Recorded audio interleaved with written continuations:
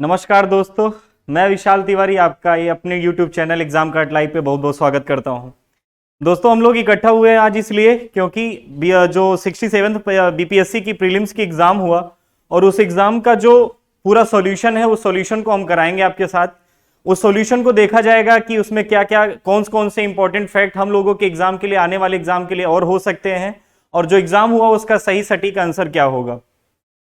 तो इसमें आपको पता ही होगा, जैसे मैंने लिखा है, विश्लेषण किया जाएगा उसका पूरा, प्लस यूपी पीसीएस की भी, जो यूपी पीसीएस से रिलेटेड क्या क्वेश्चन बन सकते हैं, यूपी की क्या क्या जानकारियां हैं, क्योंकि आने वाले समय में अगले महीने ही यूपी का एक पेपर यूपी पीसीएस का भी है, प्लस साथ साथ लेखपाल का भी पेपर है। तो जो क्वेश्चन लेखपाल या इन सब के लिए इंपॉर्टेंट होंगे उनको भी देखा जाएगा।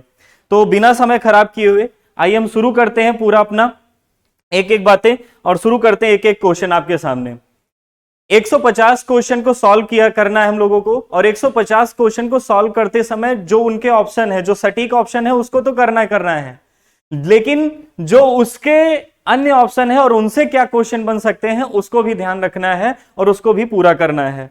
तो ध्यान से सुनिएगा। सबसे पहला क्वेश्चन आपके सामने आ रहा है और उस पहले क्वेश्चन का नाम क्या है कि दर्पण के सामने, जब मिरर के सामने, ध्यान से सुनिएगा, पहला क्वेश्चन हो सकता है आपके पास जो सेक्शन हो ए बी सी डी करके, सब में अलग अलग क्वेश्चन, अलग अलग, पहला क्वेश्चन कोई और नंबर हो, दूसरा क्वेश्चन कोई और हो, लेकिन सारे क्वेश्चन वही 150 रहेंगे जो मैं आपको बता रहा हूं। तो आगे पीछे जैसा हो सकता है अपने स्टेट के हिसाब से आप देख लीजिएगा।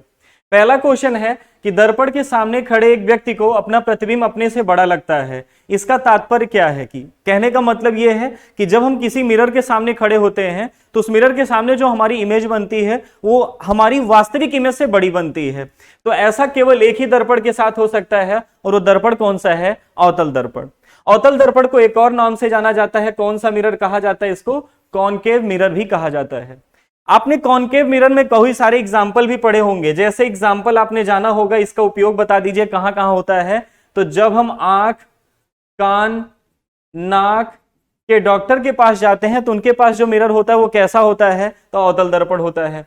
दूसरा, अगर आपसे क्वेश्चन पूछ लिया जाए तो दूसरा क्वेश्चन आता है कि जो गाड़ियों की जो सर्च लाइट होती है, जो गाड़ियों की हेडलाइट होती है, उस हेडलाइट में कौन से मिरर का प्रयोग किया जाता है? तो आपको पता होगा दर्पण, अवतल दर्पण का प्रयोग किया जाता है। ऐसे क्वेश्चन इसमें आते हैं, तो अवतल दर्पण इसका सही उत्तर होगा। और अवतल दर्पण से और क्वेश्चन क्या बन सकता है? तो आंख, कान, नाक डॉक्टरों के यूज करने के लिए कौन सा दर्पण प्रयोग किया जाता है? अवतल दर्पण। दूसरा, सर्च लाइट या हेडलाइट में कौन सा दर्पण प्रयोग किया जाता है? तो अवतल दर्पण। तीसरा, शेविंग बनाने के लिए, जब हम लोग शेविंग बनाने के लिए जो जिन दर्पण का प्रयोग करते हैं वो दर्पण भी कौन सा होता है? अवतल दर्पण के लिए। ठीक, तो अवतल दर्पण से रिलेटेड इतने क्वेश्चन और बन सकते हैं। अगर आपसे क्वेश्चन पूछ लिया जाए एक और कि समतल दर्पण से क्या, समतल दर्पण पर प्रतिबिंब सदैव कैसा बनता है, तो एक क्वेश्चन आता है इसमें से, तो उस क्वेश्चन को आप जानते रहिएगा, हमेशा कैसा बनता है? पार्श्व उल्टा, लेटरल अपोजिट बनता है। जैसे जो आपका दायां होगा उसमें बायां लगेगा, जो उसमें बायां होगा वो आपका दायां होगा, तो लेटरल उल्टा होता है समतल दर्पण का प्रयोग। वैसे समतल दर्पण का प्रयोग कहां किया जाता है? तो सबसे ज्यादा इसका प्रयोग सजावटी चीजों में किया जाता है, जब आप शोरूम में जाते हैं तो उसमें इसका प्रयोग होता है। वैसे इससे क्वेश्चन ना के बराबर ही बनते हैं। समतल दर्पण से 2-3 और टाइप के क्वेश्चन बन सकते हैं। जैसे सबसे पहला क्वेश्चन आपसे बन सकता है कि यदि एक दर्पण है ये, और उस दर्पण की तरफ कोई व्यक्ति वी चाल से चले, तो जो इमेज उसकी बनती है वो इमेज में उसकी, उस व्यक्ति की चाल यानी इमेज वाली चाल कितनी होती है? तो दुगनी चाल की होती है, 2v होती है। एक क्वेश्चन और पूछा जाता है कि दर्पण से वस्तु की दूरी, जैसे इस व्यक्ति की इमेज दर्पण पे बनने वाली है, तो जितना डिस्टेंस ये है उतना ही डिस्टेंस होता है इमेज की दूरी का। तो ऐसे 2-3 क्वेश्चन समतल दर्पण से भी बनते हैं। लेकिन अगला क्वेश्चन जो सबसे इंपॉर्टेंट है वो ये है उत्तल दर्पण को लेकर के। उत्तल दर्पण का एग्जाम्पल हमेशा याद रखिएगा, उत्तल दर्पण का एग्जाम्पल 2 हमेशा याद रखिएगा। पहला, जो गाड़ियों की बैक मिरर होता है, गाड़ियों के जो पीछे देखने के शीशे होते हैं, पीछे देखने के शीशे होते हैं, उन शीशों में किसका प्रयोग किया जाता है? तो उत्तल दर्पण का प्रयोग किया जाता है। किसका प्रयोग किया जाता है? उत्तल दर्पण का। प्लस सोलर कुकर में किसका प्रयोग किया जाता है? उत्तल दर्पण का प्रयोग किया जाता है। तो दर्पण से इतने क्वेश्चन बन सकते हैं, लेकिन अगर आपसे पूछ लिया जाए इसका सही उत्तर क्या होगा, तो इसका सही उत्तर होगा अवतल दर्पण। आपसे पूछ लिया जाए दूसरा क्वेश्चन, दूसरा क्वेश्चन ये है कि एक पंखा जब गर्मी के मौसम में आराम की अनुभूति हमें पैदा करता है। क्यों? जब आपको बहुत पसीना हो जाता है तो उस पसीने के कारण अब जब पंखा आप चलाते हैं, जैसे थक हार के आए आप, खूब ज्यादा खेल कूद के या बाहर से ट्रेवल करके आए, और जैसे घर आते हैं वैसे पंखा चलाते हैं, तो पंखा चलाने से जो आनंद की अनुभूति होती है वो क्यों होती है? तो आपको पता होगा, साइंस में आपने एक टॉपिक पढ़ा होगा, और टॉपिक कौन सा पढ़ा था आपने? वाष्पीकरण। आपने ऊष्मा वाले टॉपिक में एक पढ़ा होगा वाष्पीकरण, जिसको बोला किया जाता है इवेपोरेशन। क्या बोला जाता है? इवेपोरेशन बोला जाता है। और इसके कई सारे एग्जाम्पल बताए जाते हैं, और इसके एग्जाम्पल में जैसे पानी गर्मियों के समय में मटके में रखा हुआ पानी ज्यादा ठंडा लगता है साधारण पानी की तुलना में, ऐसा एक क्वेश्चन बनता है। दूसरा, ये इसका सही उत्तर क्या होगा? तो इसका सही उत्तर ये होगा कि हमारा पानी, हमारा पसीना जो होता है वो तेजी से वाष्पित होता है। तो वाष्पित होगा, वाष्पन होने के लिए देखिएगा, वाष्पन से भी 2-3 अच्छे क्वेश्चन बनते हैं। जैसे सबसे पहला क्वेश्चन बनता है, ठीक, जैसे सुनिएगा, आपसे क्वेश्चन पूछ लिया जाए यहां से, तो आपसे पूछ लिया जाए जैसे वाष्पन है, वाष्पन कितनी बातों पर निर्भर करता है? तो 4 बातों पर निर्भर करता है। पहला, कि वाष्पन की दर किस पे निर्भर करती है? तो सतह के क्षेत्रफल पर। किसके? सतह के क्षेत्रफल पर, अर्थात जितना ज्यादा क्षेत्रफल होगा वाष्पन की दर उतनी तेज होगी। कैसे? जब आप कपड़ा धुलते हैं तो कपड़ा धुलने के बाद आप कपड़े को फैलाते हैं जिससे ज्यादा जल्दी सूख जाए। अगर उसी को सिकोड़ करके रख दिया जाए तो अपेक्षाकृत सूखेगा तो, लेकिन अपेक्षाकृत धीरे धीरे सूखता है। तो जितना ज्यादा क्षेत्रफल होगा वाष्पन की दर उतनी तेज होगी, वाष्पन की दर उतनी तेज होगी। दूसरा, अगर आपसे क्वेश्चन यहां पूछ लिया जाए कि वाष्पन की दर किस पे? तो वाष्पन की दर ऊष्मा पर यानी तापमान पर डिपेंड करती है। तापमान, जितना ज्यादा तापमान होगा उतनी तेज ऊष्मा की, उतनी तेज वाष्पन की दर होगी। गर्मियों के समय में ज्यादा तेजी से कपड़ा सूखता है, जबकि ठंडियों के समय में कम तेजी से कपड़ा सूखता है, क्योंकि गर्मियों के समय में तापमान ज्यादा होता है। तीसरा किस पर निर्भर करता है? हवा पर। तीसरा किस पर निर्भर करता है? विंड पे। आप कभी देखते होंगे कि जब बारिश का मौसम होता है या अन्य कोई मौसम होता है तो हम लोग कपड़ा धुल करके पंखे के नीचे रख देते हैं और उसमें भी कपड़ा सूख जाता है, क्योंकि हवा जितनी तेज चलेगी वाष्पन की दर उतनी तेज होगी। लेकिन अगर कभी आपसे क्वेश्चन पूछ लिया जाए ह्यूमिडिटी पर क्या इसका इफेक्ट होता है, आर्द्रता, ह्यूमिडिटी से क्वेश्चन पूछ लिया जाए तो इनवर्सली प्रोपोर्शनल होता है, व्युत्क्रमानुपाती होता है वाष्पन की। जितनी ज्यादा तेज आर्द्रता होगी कपड़ा सूखने की दर उतनी धीरे होगी। आर्द्रता का मतलब क्या होता है? वायु में उपस्थित नमी या वायु में उपस्थित पानी की मात्रा, उसी को बोलते हैं आर्द्रता। जब कोई पदार्थ, जब किसी पदार्थ से पानी बाहर निकलता है यानी ऊष्मा, ये इसको हम लोग कह सकते हैं, जैसे क्वेश्चन अगर देखें तो क्वेश्चन ये है कि जब हमारे शरीर से पसीना जब बाहर निकलता है, तेजी से हवा चलेगी, वाष्पन की दर होगी। जब तेजी से ये पसीना बाहर निकलेगा तो ये जो ऊष्मा चाहिए उसको ऊष्मा हमारी बॉडी से ही लेता है और हमारी बॉडी से ऊष्मा लेकर के बाहर कर देता है, जिससे हमको आनंद की अनुभूति होती है। और इसका सही उत्तर क्या हो जाएगा? जब पंखा गर्मी के मौसम में आराम की अनुभूति क्यों देता है? क्योंकि हमारा पसीना तेजी से वाष्पित हो जाता है। अगर आपसे तीसरा क्वेश्चन पूछ लिया जाए कि रात के समय खुले आसमान में तारों का टिमटिमाना किससे समझाया जा सकता है, यानी प्रकाश की कौन सी ऐसी घटना होती है, कौन सी ऐसा इंसिडेंट होता है लाइट का जिसके कारण ट्विंकलिंग ऑफ स्टार्स यानी प्रकाश का जो तारों का टिमटिमाना होता है वो होता है? तो आपने कई बार एग्जाम्पल देखा होगा प्रकाश के अपवर्तन का। प्रकाश के अपवर्तन के कारण ही तारों का टिमटिमाना संभव हो पाता है जो हमें दिखाई देता है।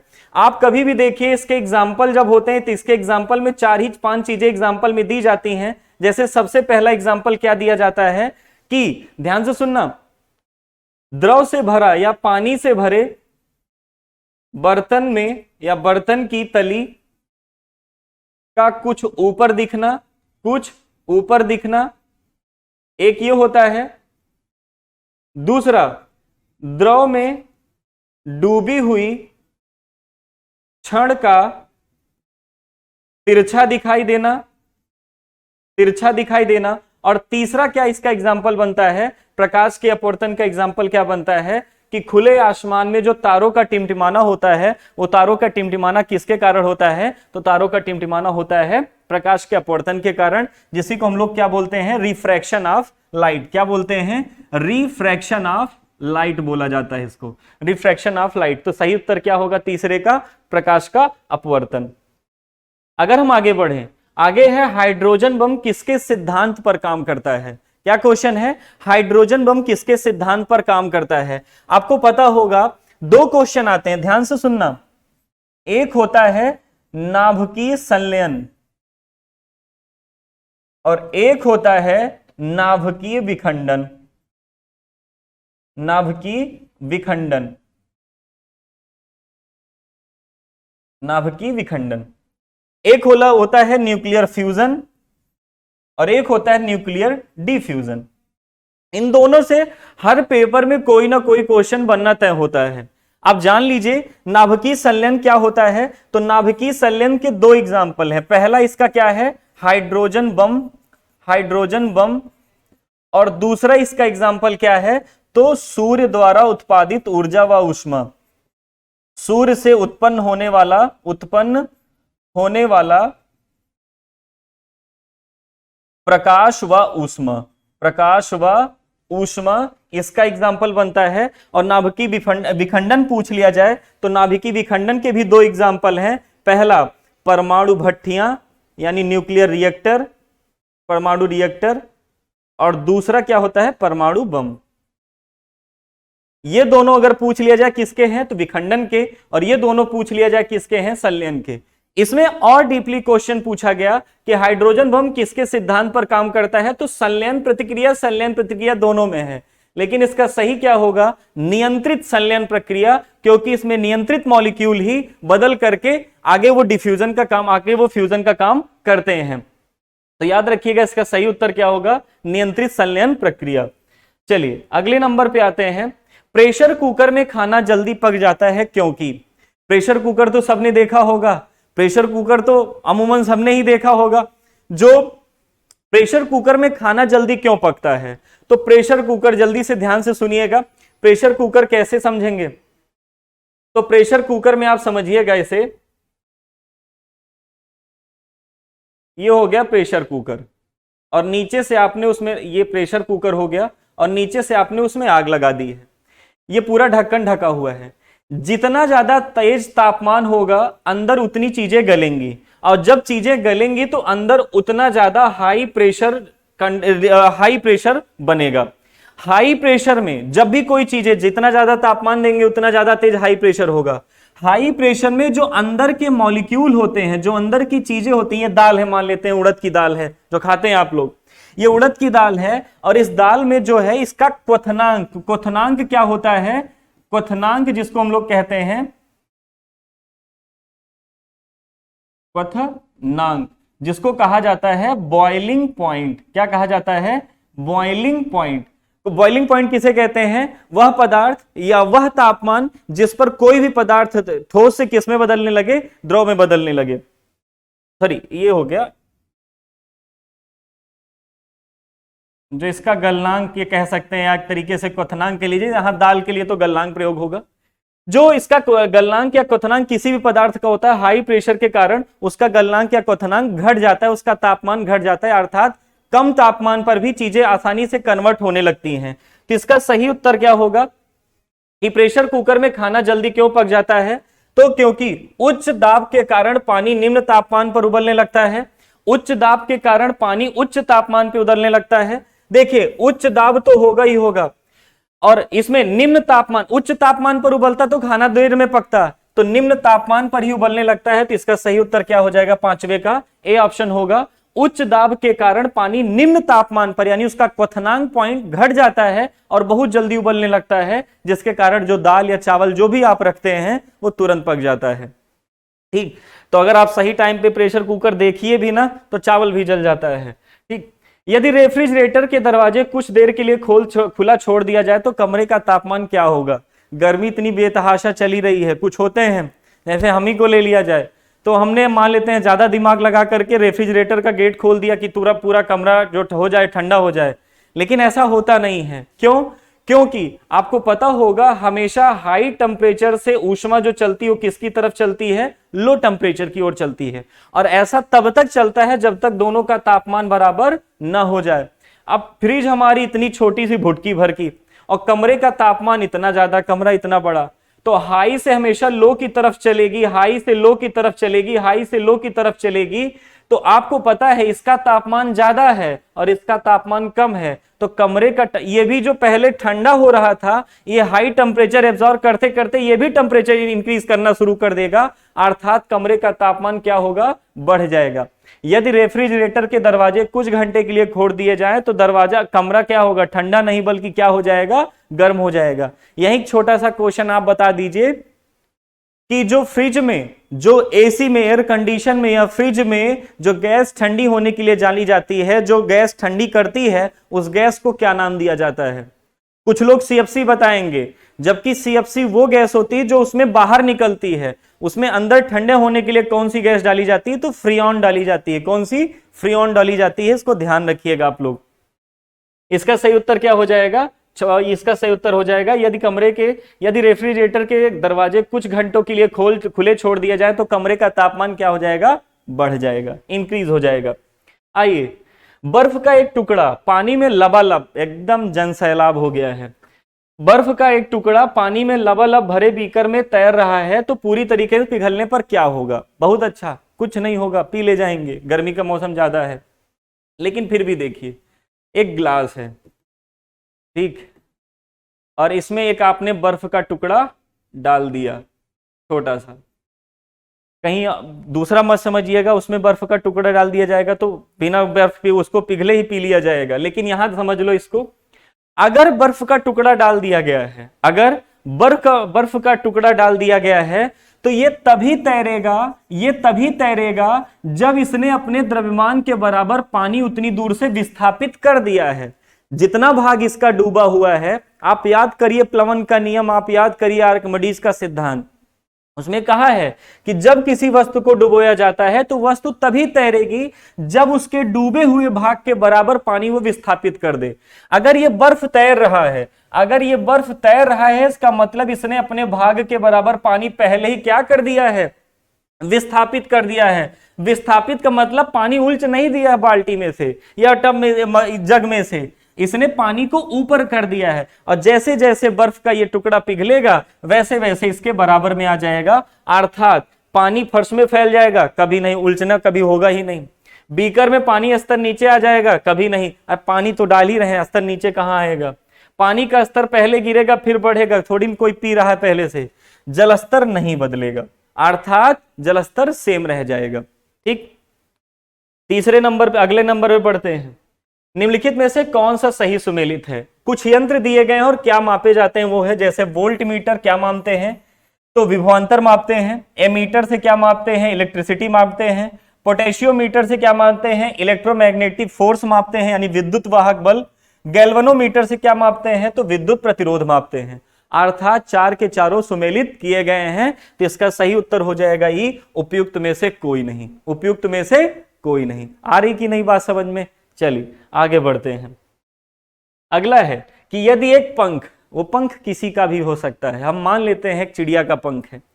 यदि एक पंख, जैसे पहले पंख गिरता था तो कहते थे ना सोन परी ने पंख भेजा है उसको पकड़ के, तो ऐसा थोड़ी ना है। जब एक पंख, एक रबर की गेंद और एक लकड़ी की गेंद निर्वात में, निर्वात का मतलब वैक्यूम, वैक्यूम का मतलब क्या है? उसमें हवा का एक भी अंश नहीं है, यानी उसको रोकने वाला कोई नहीं। गिराएंगे तो कोई दिक्कत, कोई रोकने, हवा का कोई मॉलिक्यूल नहीं होगा, न धूल कण होंगे, न कुछ होगा। एक समान ऊंचाई से स्वतंत्रता पूर्वक गिराई जाए। जब एक समान ऊंचाई से स्वतंत्रता पूर्वक गिराई जा रही हैं, तो आप 100% मान लीजिएगा अगर निर्वात है तो निर्वात में न तो उनके द्रव्यमान पर कोई प्रभाव, उनके द्रव्यमान से तो कोई मतलब होगा ही नहीं। ठीक, अगर हाँ निर्वात न होता, हवा होती, हवा में अगर होता तो जिसकी हवा हल्के, जो हल्के भार का होता, हवा उसको धीरे धीरे गिराती, और जिसका भार ज्यादा होता वो तेजी से गिरता। लेकिन इसने बात कह दिया वैक्यूम की, तो वैक्यूम में क्या हो जाता है कि द्रव्यमान पर कोई फर्क नहीं पड़ता है, अर्थात तीनों एक साथ जमीन पर पहुंचेंगे और कोई दिक्कत होगी ही नहीं, अर्थात तीनों एक साथ आ जाएंगे। अगला बढ़ते हैं कि जब दिन में पानी पर साबुन की फिल्म दिखाई देती है, जैसे आप देखते होंगे नल उल पर कभी कपड़ा उपड़ा धुलते समय साबुन के बुलबुले चारों तरफ नल के आ जाते हैं, और सूर्य की किरण अगर उस पर पड़ती है तो चमकीले कलर का दिखाई देता है। वो चमकीले कलर का दिखना क्यों कारण, क्या कारण होता है प्रकाश का विवर्तन, जिसको इंग्लिश में कहते हैं diffraction of light, diffraction of light. दूसरा है रिफ्रैक्शन ऑफ लाइट, तीसरा है पोलराइजेशन ऑफ लाइट और चौथा है इंटरफेरेंस ऑफ लाइट। तो आपको पता होगा इंटरफेरेंस ऑफ लाइट वो घटना होती है जिसके कारण साबुन के बुलबुले या साबुन की फिल्म दिखाई देती है तो वो सुंदर रंग की दिखती है, अर्थात कई कलरों में दिखती है, चमकीली दिखाई देती है। आ रही बात की नहीं समझ में? तो इसका सही उत्तर हो जाएगा व्यतिकरण। आगे बढ़ते हैं। एक नाभिक का द्रव्यमान, क्या बात है। नाभिक ये है, इसमें होते हैं प्रोटॉन प्लस न्यूट्रॉन और बाहर कौन घूमता है? इलेक्ट्रॉन। एक नाभिक का द्रव्यमान संख्या किसके बराबर होती है? छोटा छोटा बच्चा जानता होगा।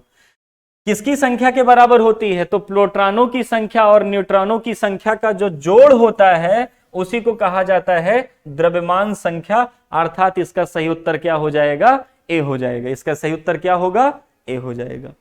क्वेश्चन क्या पूछा है कि द्रव्यमान संख्या किसके बराबर होती है? तो न्यूट्रॉनों और प्रोटॉनों का योग ही द्रव्यमान संख्या होता है। आ रही बात की नहीं समझ में? अगर परमाणु भार पूछ लिया होता, ध्यान से सुनिएगा, अगर आपसे क्वेश्चन पूछ लिया जाए, ठीक, आपसे क्वेश्चन पूछ लिया जाए अगला, निम्नलिखित में से कौन सा सीमेंट का मुख्य घटक है? इसको अलग अलग कोचिंग संस्थानों ने, अलग अलग इंस्टीट्यूट ने अलग अलग उत्तर बताए हैं, लेकिन अगर आप खुद गूगल करेंगे तो आपको पता चल जाएगा कैल्शियम ऑक्साइड, CaO, जिसको चूना पत्थर कहा जाता है, यह सीमेंट का मुख्य अवयव में काउंट किया जाता है। अब बिहार आयोग क्या उत्तर मानता है वो बात की बात होगी, लेकिन इसका सही उत्तर होगा चूना पत्थर सीमेंट के मुख्य घटक में आता है, जिसको कैल्शियम ऑक्साइड कहते हैं। क्या कहते हैं? कैल्शियम ऑक्साइड कहते हैं। कभी कभी इससे भी क्वेश्चन आता है कि जिप्सम का सूत्र बता दीजिए, तो CaSO4 का होल ट्वाइस होता है, CaSO4 का होल ट्वाइस होता है, CaSO4 का होल ट्वाइस होता है .2s2। ठीक, याद रखिएगा। अगले नंबर पे बढ़ते हैं। ये थोड़ा सा देख लीजिएगा, समझ लीजिएगा इसको। समस्थानिक अलग अलग होते हैं, ध्यान से सुनना। कौन से तत्व ऐसे होते हैं, कौन से तत्व ऐसे होते हैं जिनके समस्थानिक अलग अलग होते हैं? तो सबसे पहले आप बात जान लीजिए, समस्थानिक कहा किसे जाता है? तो समस्थानिक कहा किसे जाता है? ऐसे तत्व जिसमें प्रोटॉनों की संख्या बराबर हो, प्रोटॉनों की संख्या बराबर हो और दूसरा न्यूट्रॉनों की संख्या भिन्न हो, न्यूट्रॉनों की संख्या अलग अलग हो, डिफरेंट टाइप की हो, भिन्न हो, तो उसे ही कहा जाता है क्या? तो उसे ही कहा जाता है क्या? समस्थानिक। तो क्वेश्चन आपसे पूछा है, क्वेश्चन आपसे क्या पूछा है कि समस्थानिक में क्या अलग अलग होते हैं? तो आपको पता होगा समस्थानिक में प्रोटॉनों की संख्या, द्रव्यमान संख्या, इलेक्ट्रॉनों की संख्या, परमाणु संख्या। तो जल्दी से बताइए इसका उत्तर क्या होगा? जल्दी से बताइए इसका उत्तर क्या होगा? जल्दी से बताइए इसका उत्तर क्या होगा?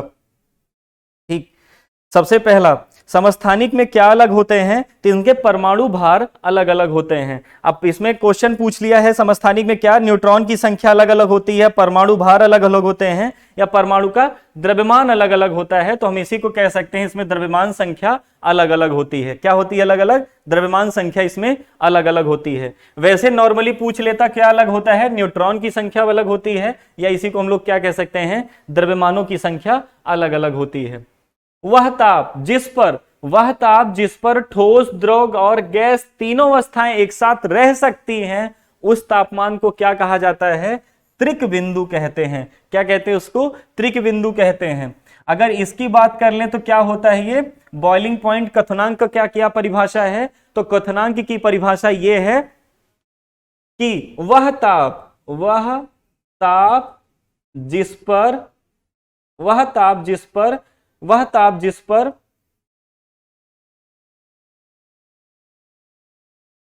द्रव किस में बदलने लगे? गैस में बदलने लगे। जब आप पानी को गर्म करते हैं तो पहले कुछ देर तक तो वो गर्म होती है, लेकिन कुछ तापमान के बाद, यानी कुछ देर के बाद ही वो भाप में बदलना शुरू करती है। जिस तापमान पर वो भाप में बदलना शुरू करे उसे क्या कहते हैं? क्वथनांक कहते हैं। अगर आपसे पूछ लिया जाए मेल्टिंग पॉइंट क्या होता है, कि वह ताप जिस पर कोई पदार्थ ठोस से किस में बदलना शुरू कर दे, द्रव में बदलना शुरू कर दे, उसे गलनांक कहते हैं। फ्रीजिंग पॉइंट किसे कहा जाता है, तो फ्रीजिंग पॉइंट कहते हैं कि वह ताप जिस पर कोई द्रव किस में बदलने लगे, ठोस में बदलने लगे, तो उसे क्या कहा जाता है, हिमांक कहा जाता है। लेकिन इसमें क्वेश्चन पूछा था कि वह ताप जिसमें ठोस, द्रव, गैस तीनों अवस्थाएं एक साथ रह सकती हैं, उसे क्या कहा जाता है, त्रिक बिंदु कहा जाता है। क्या कहा जाता है, त्रिक बिंदु कहा जाता है। अगला अगर बात कर लें, एल्युमिनियम का सबसे अच्छा अयस्क क्या है, एल्युमिनियम का सबसे अच्छा अयस्क क्या है, बॉक्साइट। उत्तर प्रदेश वाले सुन लें, क्वेश्चन एक यहां से और बन सकता है, अपने यहां इसका सबसे बढ़िया उत्खनन कहां होता है, तो सोनभद्र में एक जगह है रेणुकूट। आपको पता होना चाहिए, इससे क्वेश्चन आ सकता है, तो इसको याद रखिएगा। ठीक, तो आपसे क्वेश्चन पूछ लिया गया एल्युमिनियम का सबसे महत्वपूर्ण अयस्क कौन सा है, यानी सबसे बढ़िया और कौन सा है, तो और कौन सा है, तो बॉक्साइट। कौन से मिनरल का, एल्यूमिनियम का। कौन से मिनरल का, एल्यूमिनियम का। अब ध्यान से सुनना, क्वेश्चन ये है कि निम्नलिखित में से किसी विलयन का पीएच मान अगर 7 से अधिक है, किसी विलयन का पीएच मान क्या है, 7 से अधिक है, तो उसको किस में रखा जाएगा, तो आप सबको पता होगा, ध्यान से सुनिएगा। अगर पीएच मान 7 से ज्यादा या पीएच मान 7 या पीएच मान 7 से कम, तो ये सबको पता होगा, ज्यादा होता है तो कैसा होगा, क्षारीय विलयन। ये अगर 7 होगा तो कैसा होगा, उदासीन विलयन। और अगर 7 से ज्यादा होगा तो कैसा होगा, अम्लीय विलयन। क्वेश्चन क्या पूछा है, तो क्वेश्चन बहुत साधारण सा पूछा है कि अगर पीएच मान 7 से ज्यादा हो गया, अगर पीएच मान 7 से ज्यादा हो गया तो कैसा विलयन होता है, क्षारीय विलयन होता है। कैसा विलयन होता है, क्षारीय विलयन होता है। बहुत इजी क्वेश्चन था ये। अगला क्वेश्चन सुनते हैं, निम्नलिखित में से, ध्यान से सुनिएगा, निम्नलिखित में से कौन सा विकल्प गलत है। नाभिक के अंदर प्रोटॉनों और इलेक्ट्रॉन, कौन सा विकल्प गलत है, यह बात ध्यान रखिएगा। नाभिक के अंदर प्रोटॉनों और इलेक्ट्रॉनों की उपस्थिति के कारण परमाणु विद्युत रूप से उदासीन होते हैं। ठीक, अगला क्वेश्चन, इलेक्ट्रॉन ऋण आवेशित होता है तथा इसका द्रव्यमान नगण्य होता है। परमाणु संख्या एक तत्व के परमाणु में प्रोटॉनों की संख्या के रूप में जाने जाते हैं। ठीक, समस्थानिक परमाणु ईंधन के रूप में। इसका सही होगा ये, ध्यान से सुनना, नाभिक के अंदर प्रोटॉनों और इलेक्ट्रॉनों की संख्या उपस्थित विद्युत रूप से उदासीन माने जाते हैं। ये सही व्याख्या नहीं है, सही कथन नहीं है। ठीक, तो इसका होगा सही उत्तर क्या, ए वाला ऑप्शन होगा, नाभिक के अंदर प्रोटॉनों और इलेक्ट्रॉनों की संख्या। ठीक, अगला क्वेश्चन है कि निम्नलिखित में से कौन सा गलत कथन है, निम्नलिखित में से कौन सा गलत कथन है। कपास गर्मियों में कपड़े के रूप में उपयुक्त होते हैं, यानी कॉटन जिसको हम लोग बोलते हैं, कॉटन जिसको बोलते हैं हम लोग। ठीक, कॉटन गर्मियों में, क्योंकि यह नमी को अवशोषित कर लेते हैं। ठीक, सीडी बनाने के लिए पॉलीकार्बोनेट का प्रयोग किया जाता है। ठीक, एक्रिलिक एक कृत्रिम रेशा होता है, कृत्रिम रेशा भी कहा जाता है क्योंकि यह कपास को तैयार करने के लिए रेशम। और टेफ्लॉन का उपयोग नॉन स्टिक का। उपयुक्त में से कोई नहीं, उपयुक्त में से कोई नहीं, सारे कथन सही हैं। ठीक, अगर अगला बात कर लें, अगला है ग्रेफाइट और हीरे के बारे में कौन सा कथन, ग्रेफाइट और हीरे के बारे में कौन सा कथन सत्य है, कौन सा कथन सत्य है। तो पहला, एक जैसी क्रिस्टल संरचना होती है, उनकी कठोरता समान होती है। पहला ऑप्शन क्या कह रहा है कि ग्रेफाइट और क्रिस्टल की संरचना समान होती है। ठीक, एक जैसी क्रिस्टल होता है। दूसरा, उनकी कठोरता समान होती है, उनकी विद्युत चालकता भी समान होती है और वे समान रासायनिक प्रक्रिया से गुजरते हैं। चूंकि कार्बन के अपरूप होते हैं तो समान रासायनिक प्रतिक्रिया से गुजर सकते हैं। ये क्वेश्चन इसका सही एक्सप्लेनेशन होगा, यानी यही कथन इसका सत्य होगा। अगले नंबर पे बात कर लें, एलपीजी। एलपीजी से तो हर बार क्वेश्चन कोई ना कोई बनता ही है। क्या क्वेश्चन बन सकता है, तो एलपीजी के घटक पूछ लिए जाते हैं, तो आपको पता होगा एलपीजी का सबसे बढ़िया घटक अगर आपसे क्वेश्चन पूछ लिया जाए क्या होता है, तो ब्यूटेन होता है। दूसरा, इसके साथ और क्या मिलाया जाता है, तो प्रोपेन। लेकिन मुख्य रूप से इसका घटक क्या होता है, तो ब्यूटेन ही होता है। अगर आपसे मुख्य घटक पूछा है तो ब्यूटेन, और लेकिन इसके ब्यूटेन के साथ साथ और क्या मिलाया जा सकता है, तो प्रोपेन भी मिलाया जाता है। लेकिन इसमें एक क्वेश्चन और भी बढ़िया बनता है कि ये दोनों जो गैसें होती हैं वो गंधहीन गैसें हैं। आपके बगल पूरा सिलेंडर का बटला खाली हो जाएगा, आपको पता भी नहीं चलेगा, और अगर आपने जैसे माचिस जलाई स्वाहा हो जाएगा, राम नाम सत्य। इसीलिए उसमें एक और छोटी सी गैस डाली जाती है। तो अगर आपसे पूछ लिया जाए स्मेल के लिए कौन सी गैस उसमें डाली जाती है, तो स्मेल के लिए उसमें डाली जाती है एथिल मरकैप्टन। कौन सी गैस डाली जाती है? एथिल मरकैप्टन डाली जाती है उसमें, याद रखिएगा। कौन सी गैस डाली जाती है? Ethyl mercaptan. बदबू के लिए कौन सी है? तो बदबू के लिए एथिल मरकैप्टन, प्लस उसके मुख्य घटक में कौन सी है? ब्यूटेन और प्रोपेन। मीथेन से क्या क्वेश्चन बन सकता है? तो सीएनजी याद करिए, कंप्रेस्ड नेचुरल गैस। सीएनजी जो आज सरकार बहुत कह रही सीएनजी अपनाई, लेकिन उसका भी रेट बहुत बढ़ा दिया गया है। तो सीएनजी के मुख्य घटक क्या होता है? तो मीथेन होता है। ठीक, ध्यान से सुनना। अगर आपसे बात कर लिया जाए कि पानी मिट्टी से जड़ों, ध्यान से सुनना, पानी मिट्टी से जड़ों तक जिस भौतिक प्रक्रिया द्वारा गुजरता है, मिट्टी से जड़ों तक जिस भौतिक प्रक्रिया द्वारा गुजरता है, उसे क्या कहा जाता है? अब इसमें आयोग क्या उत्तर मानेगा वो मेन होगा। इसमें वैसे कुछ जगह पर इसका ऑस्मोसिस जिसको हम लोग कहते हैं, ऑस्मोसिस आपको पता होगा किसे कहते हैं? जब आप घर पे मुनक्का जानते होंगे, किशमिश जिसको कहते हैं, जब आप पानी में उसको रख देते हैं और सुबह खाते हैं तो वो जो किशमिश होता है जो छोटा सा, उसकी साइज बहुत बढ़ जाती है। किशमिश के अंदर का लिक्विड पानी में नहीं आया, लेकिन पानी का लिक्विड किशमिश में चला गया है, पानी के मॉलिक्यूल चले गए हैं। अर्थात एक प्रकार से जो कुछ मॉलिक्यूल को अंदर आने देता है लेकिन अपने किसी मॉलिक्यूल को बाहर ना जाने दे, उस प्रक्रिया को क्या कहा जाता है? परासरण कहते हैं या ऑस्मोसिस कहते हैं। तो कुछ जगह इसका ऑप्शन परासरण भी है और कुछ जगह एब्जॉर्बेशन भी माना जाता है। तो इसमें आयोग क्या उत्तर देगा वो देखना है। वैसे इसका सही उत्तर क्या है? परासरण। ठीक, ऑस्मोसिस।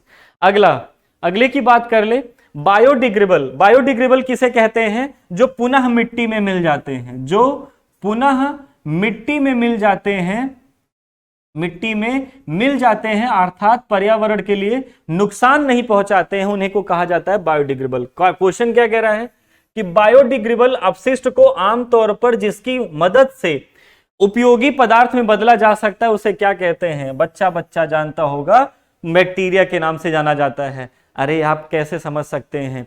आप समझ सकते हैं, जो जानवरों को दफनाया जाता है, जो जानवरों के मल होते हैं या कोई भी अवशिष्ट पदार्थ जो मिट्टी पे पड़ा रहता है, धीरे धीरे बैक्टीरिया ही उसको खत्म करके पुनः में मिट्टी में मिला करके मिट्टी की उर्वरा शक्ति को बढ़ा देते हैं, अर्थात उपयोगी कंपोनेंट में बदल देते हैं। और जो लोग बदलते हैं वो कौन होते हैं? बैक्टीरिया। और सबको पता होगा बैक्टीरिया की खोज किसने की थी, कोई पूछेगा नहीं, लेकिन तब पर भी आप जान लीजिएगा बैक्टीरिया की खोज किसने की थी? एंटी वॉन लीवेनहॉक ने की थी। ठीक, और अगर आपसे वायरस की पूछ लिया जाए, इवानोस्की ने की थी। किसने किया था? इवानोस्की ने किया था। रात के समय, वाह, रात के समय यह सलाह दी जाती कि पेड़ के नीचे न सोइए। पेड़ के नीचे क्यों नहीं सोना चाहिए? क्योंकि आप सबको पता होगा, ठीक, आप सबको पता होगा क्या? एक प्रोसेस पता होगा, प्रकाश संश्लेषण। एक प्रोसेस क्या पता होगा? प्रकाश संश्लेषण पता होगा। क्या पता होगा? ठीक, प्रकाश संश्लेषण। प्रकाश संश्लेषण क्या होता है कि 6CO2 प्लस 6H2O प्लस सूर्य का प्रकाश, खनिज, मिनरल जो जड़ों द्वारा पत्तियों तक पहुंचता है, पत्तियों में उपस्थित होता है क्लोरोफिल, ये सब मिल करके क्या बनाते हैं? C6H12O6 plus 6O2 oxygen. यही ऑक्सीजन हमारी प्राणवायु होती है। लेकिन ये पौधे ऑक्सीजन का प्रवाह तब तक करते हैं जब तक उसको क्या मिलता रहे? सूर्य का प्रकाश। जैसे ही सूर्य का प्रकाश उसे मिलना बंद होता है, वो भी हम जैसा रिस्पायरेशन करते हैं। हम जैसे रिस्पायरेशन का मतलब ऑक्सीजन वो भी अडॉप्ट करते हैं और कार्बन डाइऑक्साइड को इनहेल करते हैं। इसीलिए कहा जाता है कि रात में पेड़ के नीचे नहीं सोना चाहिए, क्योंकि ऑक्सीजन की मात्रा, कम मात्रा को मुक्त करते हैं, रात में हानिकारक गैसों को मुक्त करते हैं, कार्बन डाइऑक्साइड को मुक्त करते हैं, कार्बन मोनोऑक्साइड को मुक्त करते हैं। तो इसका सही उत्तर क्या हो जाएगा? कार्बन डाइऑक्साइड को मुक्त करते हैं। और कार्बन डाइऑक्साइड एक कैसी गैस है? तो ग्रीन हाउस गैस है। कैसी गैस है? ग्रीन हाउस गैस है। कीटभक्षी पौधे, कौन से पौधे? कीटभक्षी पौधे, अर्थात जो कीड़ों मकोड़ों को खाते हैं, जो पौधों में रह करके मांसाहारी हैं, जैसे ड्रोसेरा है, यूट्रोकुलेरिया है, पिचर प्लांट है, वीनस फ्लाई ट्रैप है। ये कई सारे पौधे हैं जो कीड़ों को खा लेते हैं। बहुत सारी हॉलीवुड मूवियां भी बनी है उस पे। तो जो कीटभक्षी पौधे होते हैं वो मिट्टी में किसकी कमी में उगते हैं, यानी कौन सा ऐसा मिनरल होता है, कौन सा ऐसा पदार्थ होता है जो उनमें नहीं पाया जाता है? तो उसको आपको पता होगा, नाइट्रोजन। कौन सा होता है? नाइट्रोजन। आपको पता होगा कौन सी मिनरल कमी होती है उनमें? नाइट्रोजन की कमी होती है। तो इसका सही उत्तर क्या हो जाएगा? सी। अगली बात बढ़ते हैं। पौधों का तना, ध्यान से सुनना, पौधे का तना पौधे के सभी भागों में, सभी हिस्सों में भोजन वितरित करने के साथ साथ और क्या करता है? अब देखिएगा, ये हो गया तना, ठीक, ये हो गया एक पेड़, ठीक, ये हो गई उसकी जड़ें और ये हो गई जमीन, ठीक। अब ये जो तना है, जो ये तना है, ये क्या क्या मदद करता है? तो सबसे पहले कह दिया भोजन को वितरित करता है। भोजन को वितरित तब करेगा जब नीचे से क्या करेगा? नीचे से प्रकाश संश्लेषण, नीचे से क्या करेगा?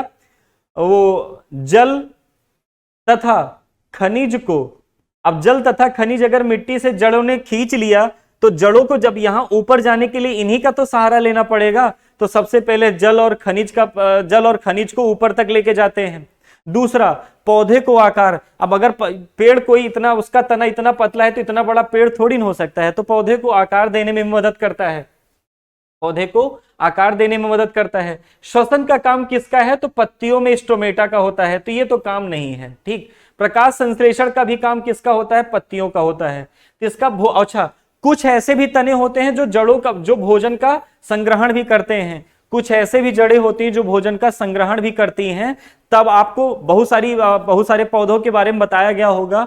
जब पत्तियों का बसंत ऋतु आता है, जब पत्तियां गिर जाती हैं, तो पत्तियां गिरने के बाद पैरेनकाइमा की जो खाना बना होता है वो जड़ों में ही जाकर के या तनों में ही जाकर के स्टोर होता है। तो आपको पता होना चाहिए। तो भोजन का भंडारण भी करता है और पौधों को आकार देने में भी सहायता करता है। तो दो उत्तर हो गए हैं, यानी उपयुक्त में से एक से अधिक, उपयुक्त में से एक से अधिक।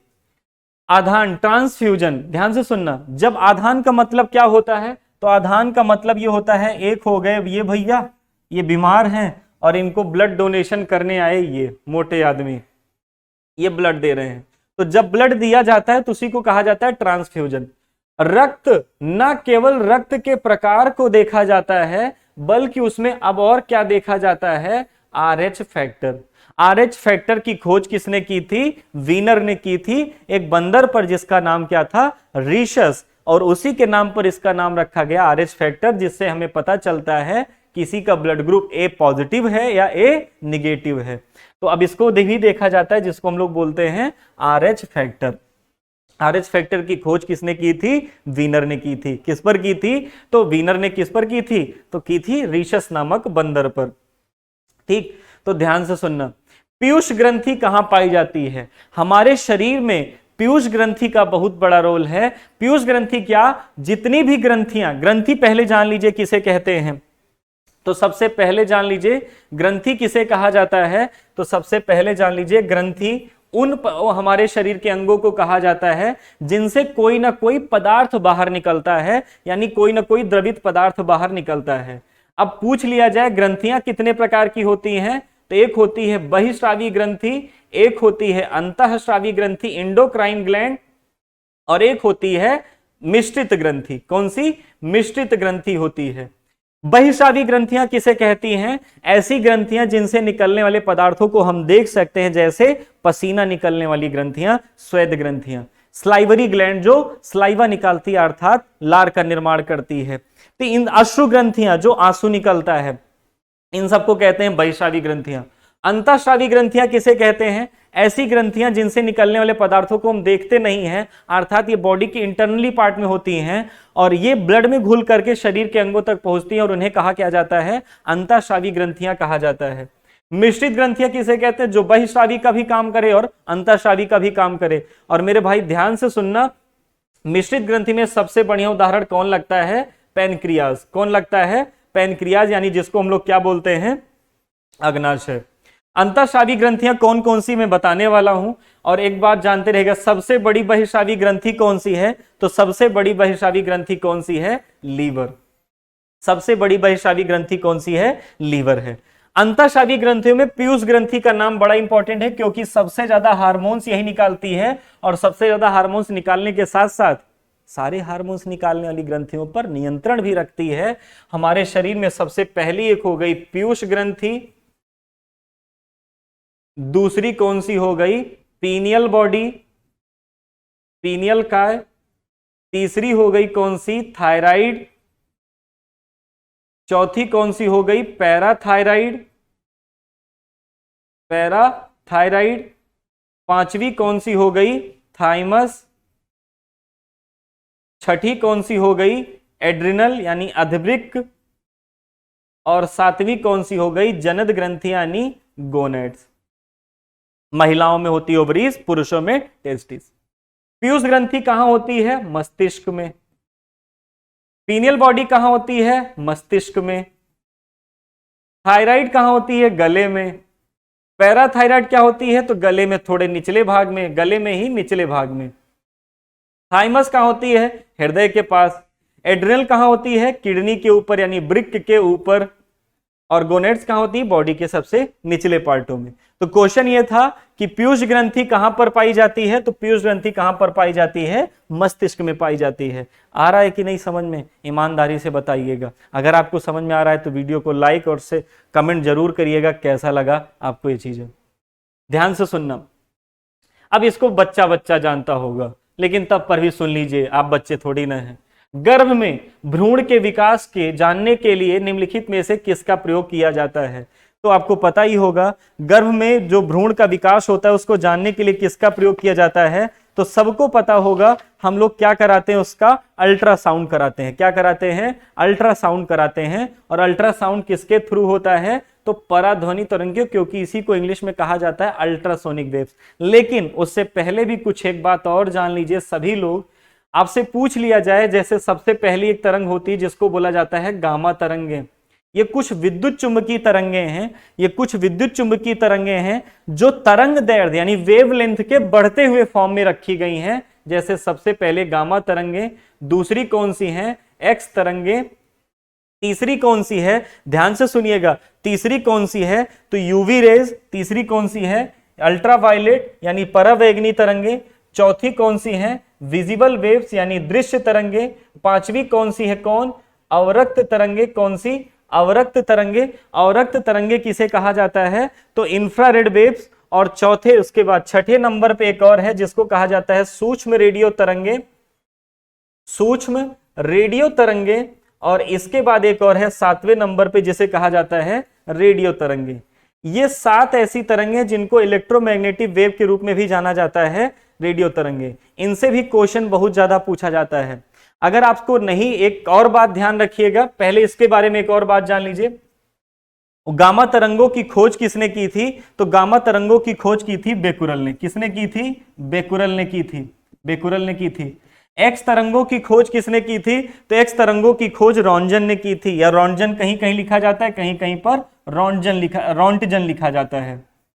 ठीक, रॉन्टजन ने की थी। और अगर आपसे पूछ लिया जाए यूवी रेस की खोज किसने की थी? तो रिटर ने की थी। किसने? रिटर ने की थी। दृश्य तरंगों की खोज बाबा न्यूटन ने की थी। अवरक्त तरंगों की खोज किसने की थी? तो अवरक्त तरंगों की खोज किसने की थी? हर्शल ने की थी। किसने? हर्शल ने की थी। ठीक, हर्शल ने। जो रिमोट में तरंगे होती हैं वो कौन सी तरंगे होती हैं? अवरक्त तरंगे। इसकी खोज किसने की थी? हर्ट्ज ने की थी। इसकी खोज किसने की थी? मार्कोनी ने की थी। ये बहुत ज्यादा पूछी जाती हैं, ये वेवलेंथ के बढ़ते हुए फॉर्मेट में है। लेकिन अगर आपसे पूछ लिया जाए, ध्यान से सुनना, आवृत्ति के आधार पर तरंगे कितनी प्रकार की होती हैं? तो फ्रीक्वेंसी के अकॉर्डिंग 3 प्रकार की होती हैं मेन रूप से। एक होती इंफ्रासोनिक यानी जिसको कहा जाता है अपश्रव्य तरंगे। एक होती है श्रव्य तरंगे और एक होती है पराश्रव्य तरंगे। ठीक, अपश्रव्य तरंगे किन्हें कहते हैं? जिनकी आवृत्ति 20 हर्ट्ज से भी क्या होती है? कम होती है। जिनकी आवृत्ति 20 हर्ट्ज से लेकर के 20,000 हर्ट्ज के बीच में होती है उन्हें श्रव्य तरंगे कहा जाता है। और जिनकी आवृत्ति 20,000 हर्ट्ज से भी ज्यादा होती है, 20,000 हर्ट्ज से भी ज्यादा होती है, उन्हें क्या कहा जाता है? पराश्रव्य तरंगे। और पराश्रव्य तरंगों से क्वेश्चन आता है यही। पराश्रव्य तरंगों से दो क्वेश्चन है। पहला तो ये आपके सामने ये उदाहरण दे ही दिया गया कि पेट में हुई गड़बड़ी या भ्रूण की जांच के लिए किसका प्रयोग करते हैं। दूसरा, चमगादड़ अपना शिकार कैसा करता है? इन्हीं तरंगों के थ्रू करता है, इन्हीं तरंगों को छोड़ करके। और तीसरा, जो पनडुब्बियां सबमरीन्स होती हैं, वो सबमरीन्स भी कौन सी तरंगों के सिद्धांत पर काम करती हैं? पराश्रव्य तरंगों के सिद्धांत पर। तो बहुत अच्छा क्वेश्चन है ये। वेव एंड साउंड का एक अच्छा टॉपिक होता है और उसमें इससे इलेक्ट्रोमैग्नेटिक वेव्स जो सातों तरंगे, इनसे क्वेश्चन बनता है। नहीं तो यहाँ क्वेश्चन यहाँ एक और बन सकता है, मनुष्य कौन सी तरंगे सुन पाता है? तो यही जिनकी आवृत्ति 20 हर्ट्ज से लेकर के 20,000 हर्ट्ज के बीच में होती है। और ये जरूरी नहीं है केवल बीपीएससी वाले ही देखें, ये सब देखें, क्योंकि ये सारे क्वेश्चन सारे एग्जाम में पूछे जाते हैं। जो बिहार का मेन क्वेश्चन होगा उसको आप नजरअंदाज करके बाकी सारे क्वेश्चन तो बड़े इंपॉर्टेंट हैं, जो कई बार पेपर में अलग अलग एग्जाम में पूछे जाते हैं। ध्यान से सुनना। अगला है सार्वभौमिक स्वीकार्य रक्त समूह कौन है? इसका सीधा सीधा कहने का सेंस ये है कि भाई कौन सा ऐसा ब्लड ग्रुप है जो सबको ब्लड दे सकता है। तो आपको पता होगा इसमें कौन होगा सही, तो ओ होगा। कौन होगा? ओ होगा। लेकिन एक बात जानते रहेगा, अगर इसमें RH फैक्टर को भी काउंट कर लिया जाए, O पॉजिटिव की O निगेटिव, तो O निगेटिव होगा। ब्लड ग्रुप की खोज किसने की थी? तो कार्ल लैंडस्टीनर ने की थी। किसने की थी?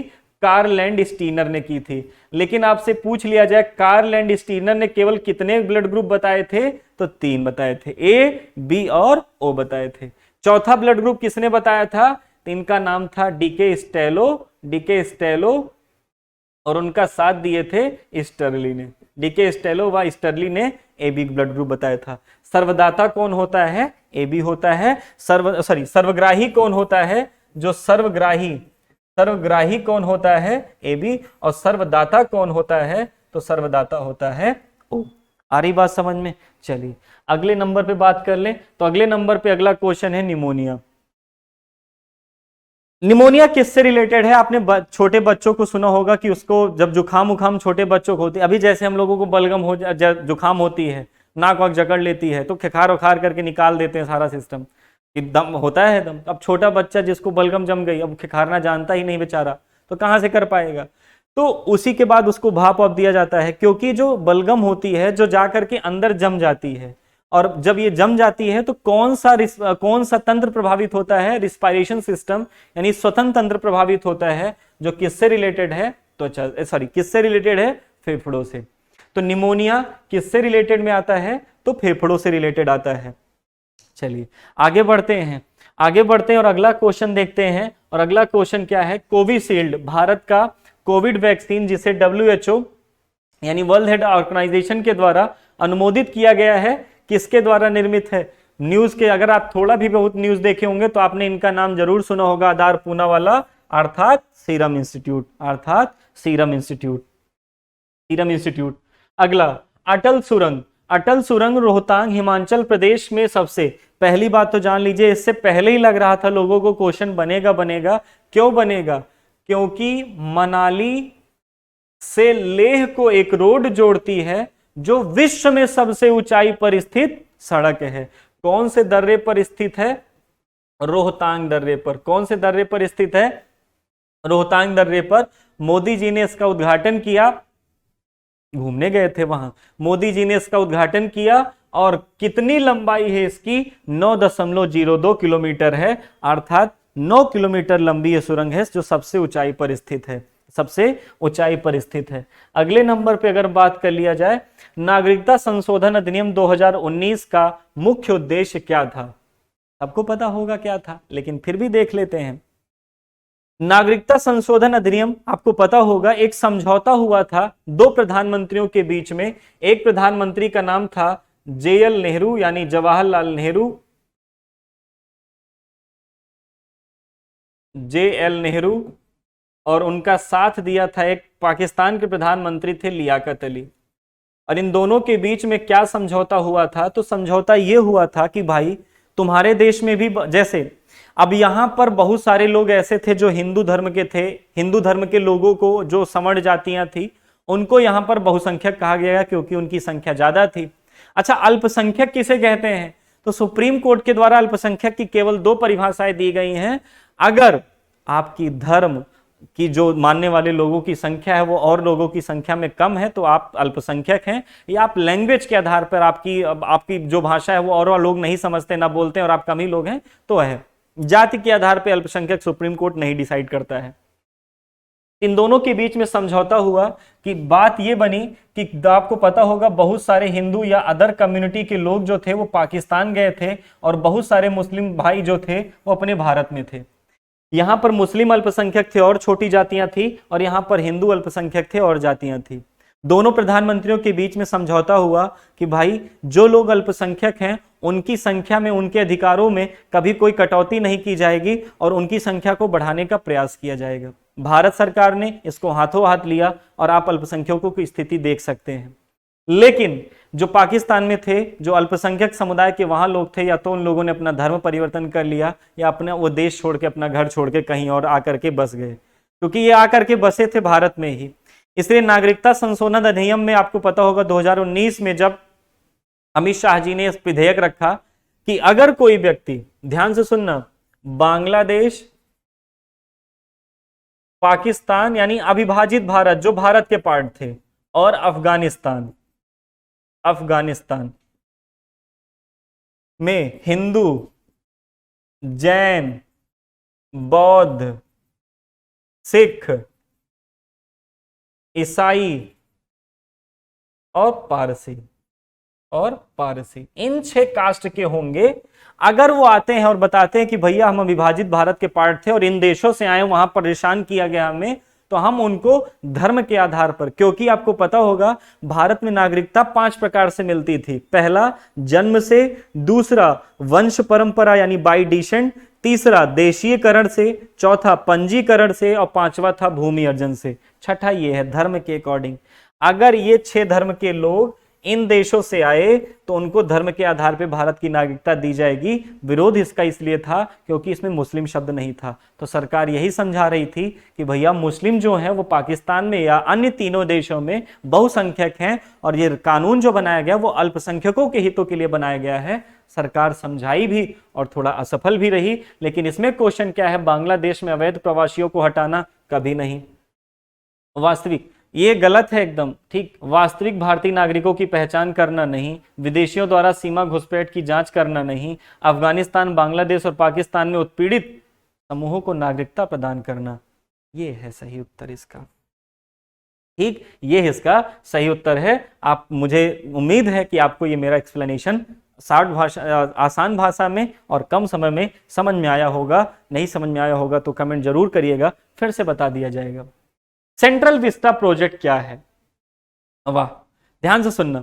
सेंट्रल विस्टा प्रोजेक्ट क्या है? तो सेंट्रल विस्टा प्रोजेक्ट अभी नई दिल्ली में एक आईआईटी का निर्माण करना नहीं, एक आम केंद्रीय सचिवालय के साथ एक नई संसद, प्रधानमंत्री व उपराष्ट्रपति, इंडिया गेट, इन सब का जीर्णोद्धार करना सेंट्रल विस्टा प्रोग्राम के अंतर्गत आता है।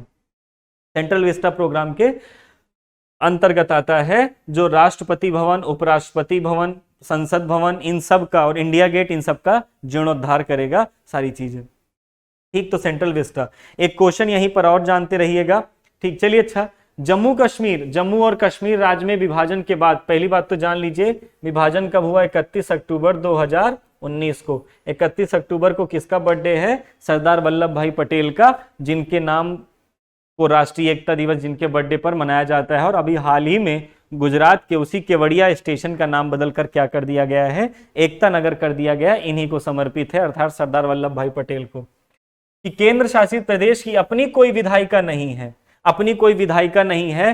कहां पर? कश्मीर और लद्दाख दोनों में। कहां पर? कश्मीर और लद्दाख दोनों में। अगला बात करते हैं कि 2021 में अखिल भारतीय फुटबॉल महासंघ men's player of the year पुरस्कार जीतने वाले फुटबॉलर कौन थे? तो संदेश झिंगन थे। कौन थे? संदेश झिंगन थे। 2021 का करंट अफेयर आपसे पूछा गया, तो आपसे क्वेश्चन ये पूछा गया कि 2021 के अखिल भारतीय फेडरेशन, जो फुटबॉल फेडरेशन है, उसके अध्यक्ष कौन, उसके men's player of the year का खिताब जीतने वाले फुटबॉलर कौन थे? संदेश झिंगन। और अगर आपसे क्वेश्चन एक पूछ लिया जाए भी कि सुनील छेत्री किस खेल से संबंधित हैं, तो फुटबॉल से ही संबंधित हैं। याद रखिएगा, बड़ा इंपॉर्टेंट नाम है उनका। प्रधानमंत्री, ध्यान से सुनना, अगला क्वेश्चन है क्या कि प्रधानमंत्री किसान सम्मान निधि योजना, क्या क्वेश्चन है? ठीक, क्या क्वेश्चन है कि प्रधानमंत्री किसान सम्मान निधि योजना की शुरुआत कब हुई थी? तो प्रधानमंत्री किसान सम्मान निधि, और आपको कुछ शहरी लोगों को हो सकता है ना पता हो, ग्रामीण क्षेत्र में तो सबके लोगों के नाम सबको पता होगा कि सरकार, अगर आपके नाम पे खेत है तो आपको 2-2 हजार करके 3 इंस्टॉलमेंट में पैसा दे रही है, यानी 6,000 एक किसान के खाते में जा रहा है। ठीक, कब शुरू किया गया था इसको? 1 दिसंबर 2018। ठीक, 1 दिसंबर 2018 को इसको शुरू किया गया था, लेकिन हालांकि इसकी औपचारिक रूप से घोषणा कब की गई थी? 24 फरवरी। कब की गई थी? 24 फरवरी 2019 को। और देखिए भगवान की इतनी बड़ा प्रकोप, देखिए कि ये दोनों डेट इस ऑप्शन में नहीं है, अर्थात इसका सही उत्तर क्या हो जाएगा? उपयुक्त में से कोई नहीं। आ रही बात समझ में कि नहीं? आ रहा है ना? चलिए आगे बढ़ते हैं। ओलंपिक 2021 में भारत के लिए स्वर्ण पदक जीता गया था। अरे स्वर्ण पदक से भी अगर क्वेश्चन गलत करके आइए तो बड़ी दुखद की बात है।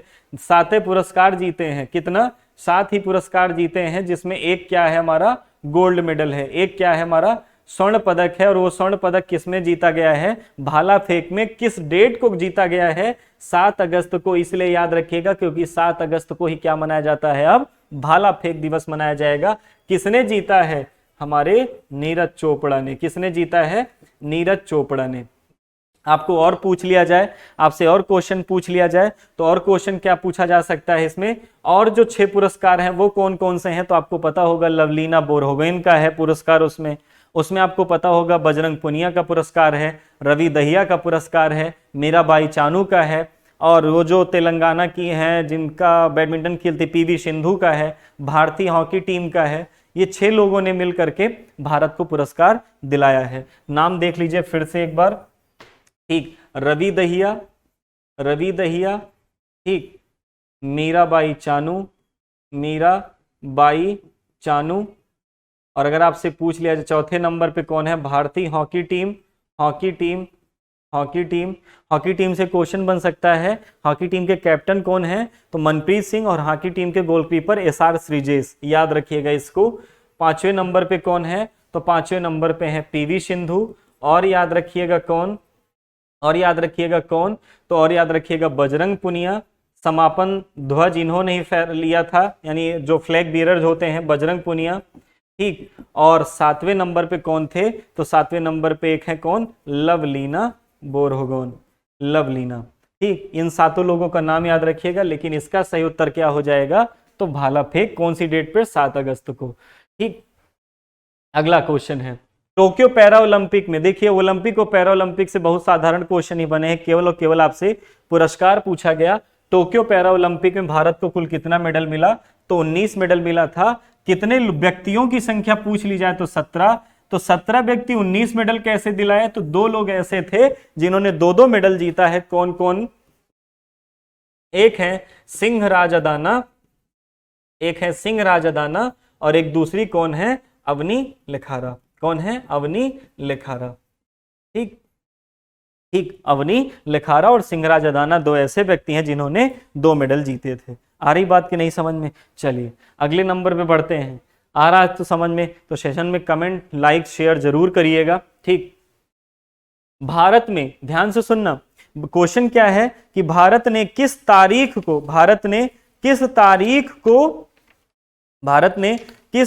को क्या किया था? कि संयुक्त राष्ट्र सुरक्षा परिषद की अध्यक्षता संभाली थी? भारत ने किस तारीख को संयुक्त राष्ट्र सुरक्षा परिषद की अध्यक्षता संभाली थी? तो याद रखिएगा, सिक्योरिटी काउंसिल जो यूएनओ का है, उसके चाहे जो नॉन परमानेंट मेंबर हैं या परमानेंट मेंबर हैं, तो उनको सदस्यता मिलती है। और भारत ने यह सदस्यता कब संभाली थी? 1 अगस्त 2021 को। लेकिन अगर आपसे पूछ लिया जाए कि दोबारा इसका हम मेंबर, अस्थायी मेंबर कब बने थे, तो दोबारा हम इसके अस्थायी मेंबर कब बने थे? क्योंकि आपको पता होगा सिक्योरिटी काउंसिल में टोटल कितने मेंबर हैं? 15, जिसमें से 5 क्या है? परमानेंट, 5 क्या है? परमानेंट है, और 10 क्या है? नॉन परमानेंट है। और नॉन परमानेंट देशों का कार्यकाल कितने दिन का होता है? 2 वर्ष का। हम फिर से कब चुने गए हैं? तो 1 जनवरी 2021 को। और हमें अध्यक्षता करने का सही मौका कब मिला था? तो अध्यक्षता करने का मौका मिला था 1 अगस्त 2021 को। ध्यान से दोनों क्वेश्चन सुनिएगा। हम उसके अध्यक्षता करने के भागीदार कब हुए थे? 1 अगस्त 2021 को। और हम इसके दोबारा सदस्य कब बने थे? 1 जनवरी 2021 को। ठीक, अगले नंबर पे, जब अमेरिका ने अफगानिस्तान पे अपने जब तालिबान का अधिकार हो रहा था, तो आपको पता होगा कि जब अमेरिका ने अफगानिस्तान से अपने सैनिकों को निकाला, तो काबुल छोड़ने वाले अंतिम अमेरिकी सैनिक कौन थे? तो अंतिम अमेरिकी सैनिक कौन थे? मेजर जनरल क्रिस डोनहू थे। और इसमें क्या एक्सप्लेनेशन दिया जाए? ठीक, इसको याद कर लीजिएगा ऐसे। किस फ्रांसीसी कंपनी ने, ध्यान से सुनना, किस फ्रांसीसी कंपनी ने, क्वेश्चन क्या है? क्वेश्चन ये है कि किस फ्रांसीसी कंपनी ने भारत को, जब ये जो भारत का राफेल आया है, किस फ्रांसीसी कंपनी ने भारत को राफेल लड़ाकू विमान जेट की आपूर्ति की है? तो आपको पता होगा कौन सी कंपनी ने इसको किया है? डसॉल्ट एविएशन ने किया है। शॉल्ट एविएशन ने किया है, जो राफेल लड़ाकू विमान आया, जिसपे राहुल गांधी बताए थे कितना भ्रष्टाचार हुआ है, क्या नहीं हुआ है, आपने तो सुना ही होगा। ठीक, गलवान घाटी में भारतीय और चीनी सैनिकों के बीच में, याद करिए कोरोना का वो समय चल रहा था और न्यूज में लगातार चल रहा था कि भारत और जो चाइना की आर्मी है, वो LAC पे एक दूसरे के आमने सामने आ गई गलवान घाटी में, और दोनों के बीच में खूनी झड़प हुई थी। और उसी का विरोध किया गया था इस बार जापान में होने वाले विंटर ओलंपिक में। भारत ने प्रतिभाग इसीलिए नहीं लिया था, केवल आरिफ खान को छोड़ दिया जाए, क्योंकि जो उसका मशाल लेके दौड़ा था, वो उन्हीं सैनिकों में से एक था जो गलवान घाटी में हमारे ऊपर या भारत के ऊपर अटैक किए थे। तो याद रखिएगा, गलवान घाटी में भारत और चीनी सैनिकों के बीच में झड़प कब हुई थी? तो जून 2020 में हुई थी। कहां पर? गलवान घाटी में, LAC पे, line of actual control. Pegasus, बहुत बड़ा ये न्यूज था, बहुत बड़ा एक मटेरियल था। पेगासस क्या है? तो सबसे पहली बात जान लीजिए, एक सॉफ्टवेयर है जिस पर यह आरोप लगाया गया था विपक्ष की पार्टियों के द्वारा कि बीजेपी में जो कुछ मंत्री हैं या बीजेपी के जो लोग हैं, वो लोग बड़े नेताओं का फोन टैप करा रहे हैं, और बड़े नेताओं का फोन टैप करा करके उन्हें ब्लैकमेल करने का प्रयास कर रहे हैं। तो क्यों ये पेगासस कहां से लिया गया है? तो कहते थे मोदी जी का संबंध, या मोदी जी का बहुत अच्छे दोस्त हैं इजराइल के बेंजामिन नेतन्याहू। अब तो नेतन्याहू बदल गए, जेनेथ बेनेट है वहां के। तो पेगासस कहां का एक सॉफ्टवेयर है जो भारत में बहुत न्यूज का कारण बना था? इजराइल में। कहां पर है? इजराइल का है सॉफ्टवेयर, जो भारत में न्यूज का एक कारण बना था। एक सॉफ्टवेयर है जो जासूसी के आरोप पे लगाया गया था। अच्छा देखिए, फिर से क्वेश्चन आ गया कि भारत ने संयुक्त राष्ट्र सुरक्षा परिषद का एक अस्थायी सदस्य के रूप में अपना 2 साल कार्यकाल किस तारीख को शुरू किया है? 1 जनवरी 2021 को। अध्यक्षता कब संभाली? 1 अगस्त को। दोनों क्वेश्चन है, देखिए साथ साथ में ही क्वेश्चन है ये। किस देश ने भारत को स्पुतनिक 5 कोविड वैक्सीन दिया था? तो भारत के सबसे अच्छे और पुराने दोस्त यानी सोवियत संघ यानी रशिया ने भारत को स्पुतनिक 5 कोविड वैक्सीन दिया था। रशिया का पुराना नाम सोवियत संघ था। 1991 में टूटा था। कब? 1991 में टूटा था। आ रही बात की नहीं समझ में आपको? चलिए अगला क्वेश्चन है जॉय बिडेन ने पदभार संभाला है अमेरिका के राष्ट्रपति के रूप में। और अमेरिका के राष्ट्रपति के पदभार संभाला कौन से नंबर के राष्ट्रपति हैं? तो ये 46 नंबर के राष्ट्रपति हैं अमेरिका में, जो वहां का पदभार संभाले हैं। डोनाल्ड ट्रंप के बाद आए हैं ये। ठीक, अगले नंबर पे अगर बात कर लें, 2021 के गणतंत्र दिवस की परेड में किस विदेशी अतिथि के रूप में बुलाया गया था? तो इसमें देखिए बड़ी अच्छी कहानी है। बुलाया किसको गया था? बोरिस जॉनसन को, लेकिन कोरोना के कारण इन्होंने कह दिया भैया हमारे जान का बहुत दुख, हम बहुत बूढ़े आदमी हो गए हैं, हम आ नहीं पाएंगे। तो कोरोना के कारण बुलाया तो गया था इनको और ये आए नहीं, दुख की बात है। इस बार 2022 में भी यही हुआ। जो 26 जनवरी को हमने बुलाया था किसको? तो सेंट्रल एशिया के 5 देशों को। किसको किसको? ताजिकिस्तान, उज्बेकिस्तान, किर्गिस्तान, और उसके बाद किर्गिस्तान के बाद एक और है, कौन सा? कजाकिस्तान और तुर्कमेनिस्तान। इन 5 यानी सेंट्रल एशिया के देशों को बुलाया गया था, लेकिन ये लोग भी भैया कहे कोरोना बहुत चल रहा है, आएंगे नहीं, अपने अपने घर पे रहें। तो इस बार भी कोई नहीं आया, और पिछली बार तो बोरिस जॉनसन को बुलाया गया था, आए ही नहीं। तो देखिएगा कौन थे मुख्य अतिथि? तो उपयुक्त में से कोई नहीं, लेकिन बुलाया किसको गया था? बोरिस जॉनसन को बुलाया गया था। अगला, यूएन में भारत का स्थायी प्रतिनिधि कौन है? ध्यान से सुनना, यूएन में भारत का स्थायी प्रतिनिधि कौन है? तो यूएन में भारत के स्थायी प्रतिनिधि के रूप में है कौन? टीएस तिरुमूर्ति। कौन है? टीएस तिरुमूर्ति हैं जो भारत के स्थायी प्रतिनिधि के रूप में यूएनओ में है, अर्थात यूनाइटेड नेशन ऑर्गेनाइजेशन में, जो 24 अक्टूबर 1945 को बना था। 2000, ध्यान से सुनना, 2011 की जनगणना के अनुसार बिहार के किस जिले में पुरुषों की संख्या महिलाओं से कम थी? पुरुषों की संख्या कम थी, किससे? महिलाओं से, यानी महिलाओं की संख्या ज्यादा थी, अर्थात वहां लिंगानुपात ज्यादा था। तो 2011 की जनगणना के अनुसार बात कर लें तो कौन सा ऐसा जिला था जहां पुरुषों की संख्या कम और महिलाओं की संख्या ज्यादा थी? तो गोपालगंज जिला। कौन सा जिला था वो? गोपालगंज जिला था। ठीक, ध्यान से सुनना। अगला क्वेश्चन है कि बिहार विधान परिषद, अगला क्वेश्चन क्या है? बिहार विधान परिषद की पहली बैठक कब हुई थी? बिहार विधान परिषद की पहली बैठक कब हुई थी? 1913 में। विधान परिषद से बड़ा अच्छा क्वेश्चन बन सकता है कि किसी स्टेट में विधान परिषद को खत्म करना है या किसी स्टेट में विधान परिषद को स्थापित करना है, तो ये करने की पावर संसद के पास है, लेकिन संसद भी इसका पहल पहले नहीं कर सकता है कि वहां की विधानसभा ये प्रस्ताव लाए तो उसे संसद अप्रूव कर सकती है, और अगर पहले से है तो उसे खत्म कर सकती है, और अगर नहीं है तो वहां पर स्थापित कर सकती है। कौन से आर्टिकल के तहत? 169 के तहत। और अगर आपको पूछ लिया जाए कि भारत के कितने स्टेट में विधान परिषद है, तो केवल अब 6 स्टेट में है। पहले जम्मू कश्मीर में भी था, लेकिन अब जम्मू कश्मीर से इसको हटा दिया गया है। ठीक, विधान परिषद की पहली बैठक 1913 में। बिहार की रश्मि कुमारी किससे रिलेटेड हैं? बिहार की रश्मि कुमारी किससे रिलेटेड हैं? तो ये कैरम चैंपियन है। जो रश्मि कुमारी बिहार के लोकल लोग होंगे उनको पता होगा रश्मि कुमारी किससे रिलेटेड है। एक कैरम चैंपियन है। किससे रिलेटेड है? कैरम चैंपियन है। बिहार को डिजिटल इंडिया अवार्ड 2020 किस लिए दिया गया था? जैसे आप पढ़े होंगे, बिहार की थोड़ी सी भी जानकारी होगी, अगर आपने वहां का लोकल न्यूज पढ़ा होगा तो आपको पता होगा कि कोविड-19 लॉकडाउन के दौरान बिहार में बाहर फंसे लोगों को सेवाओं प्रदान करने के लिए, साथ साथ वहां के आंतरिक लोगों को बेहतर रूप से जो फूड एंड पैकेट्स की सप्लाई करने के लिए ये सरकार द्वारा जो मुहिम चलाई गई थी, उसके लिए राष्ट्रपति रामनाथ कोविंद ने बिहार को ये पुरस्कार दिया था कि ये बिहार को पुरस्कार दिया गया था। ठीक, 2020 का कौन सा पुरस्कार था? डिजिटल इंडिया अवार्ड था 2020। अगला क्वेश्चन है कि बिहार में अनुसूचित जाति और अनुसूचित जाति के उम्मीदवारों के लिए कितनी सीटें आरक्षित की गई हैं? ये तो सबको पता होगा, या ये जान लेंगे तो बहुत आसानी बात है कि बिहार में कितनी सीटें की गई हैं? 38। लेकिन इसके पीछे पूरी कहानी समझिएगा, पूरी कहानी शुरू से लेकर के अंत तक।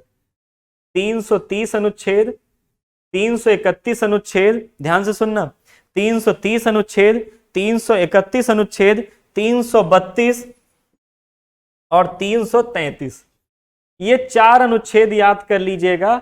और इस बार संभवतः उम्मीद है कि आने वाले एग्जामों में इनसे क्वेश्चन 100% बनना तय है। 330 क्या कहता है कि लोकसभा में schedule caste and schedule tribes के लोगों को सीटें आरक्षित कर दी गई हैं हर स्टेट में। इसमें क्या कहता है कि लोकसभा में लोकसभा में एंग्लो इंडियन के समुदाय की भी नियुक्ति की जाएगी। पहले कितने सदस्यों की नियुक्ति होती थी? मनोनयन होता था 2। 332 में क्या कहा गया है कि विधानसभा, हर स्टेट की विधानसभा में schedule caste and schedule tribes की सीटों को मनोनीत किया जाएगा, यानी उनके लिए आरक्षित किया जाएगा। और विधानसभा में एक एंग्लो इंडियन सदस्य मनोनीत किया जाएगा। तो ये 4 बातें याद रखिएगा। एंग्लो इंडियन समुदाय 331 और 333 को अब एकदम हटा दीजिए 104 कॉन्स्टिट्यूशन अमेंडमेंट के द्वारा। 104वां संविधान संशोधन इसी से है कि अब एंग्लो इंडियन समुदाय के लोगों को कहीं पर मनोनीत नहीं किया जाएगा। एंग्लो इंडियन समुदाय के सदस्यों का मनोनयन पूरी तरीके से खत्म कर दिया गया है। लोकसभा में और विधानसभा में शेड्यूल कास्ट और शेड्यूल ट्राइब्स के लिए सीटें आरक्षित रहेंगी। तो बिहार में टोटल सीटें कितनी आरक्षित की गई हैं? 40 विधानसभा में, जिसमें से 38 किसके लिए है? शेड्यूल कास्ट के लिए है, और 2 किसके लिए है? शेड्यूल ट्राइब्स के लिए है। यहां पर शेड्यूल कास्ट पूछा है तो 38 हो जाएगा। अगर अनुसूचित जाति और जनजातियों दोनों के लिए पूछा होता तो कितना होता? 40।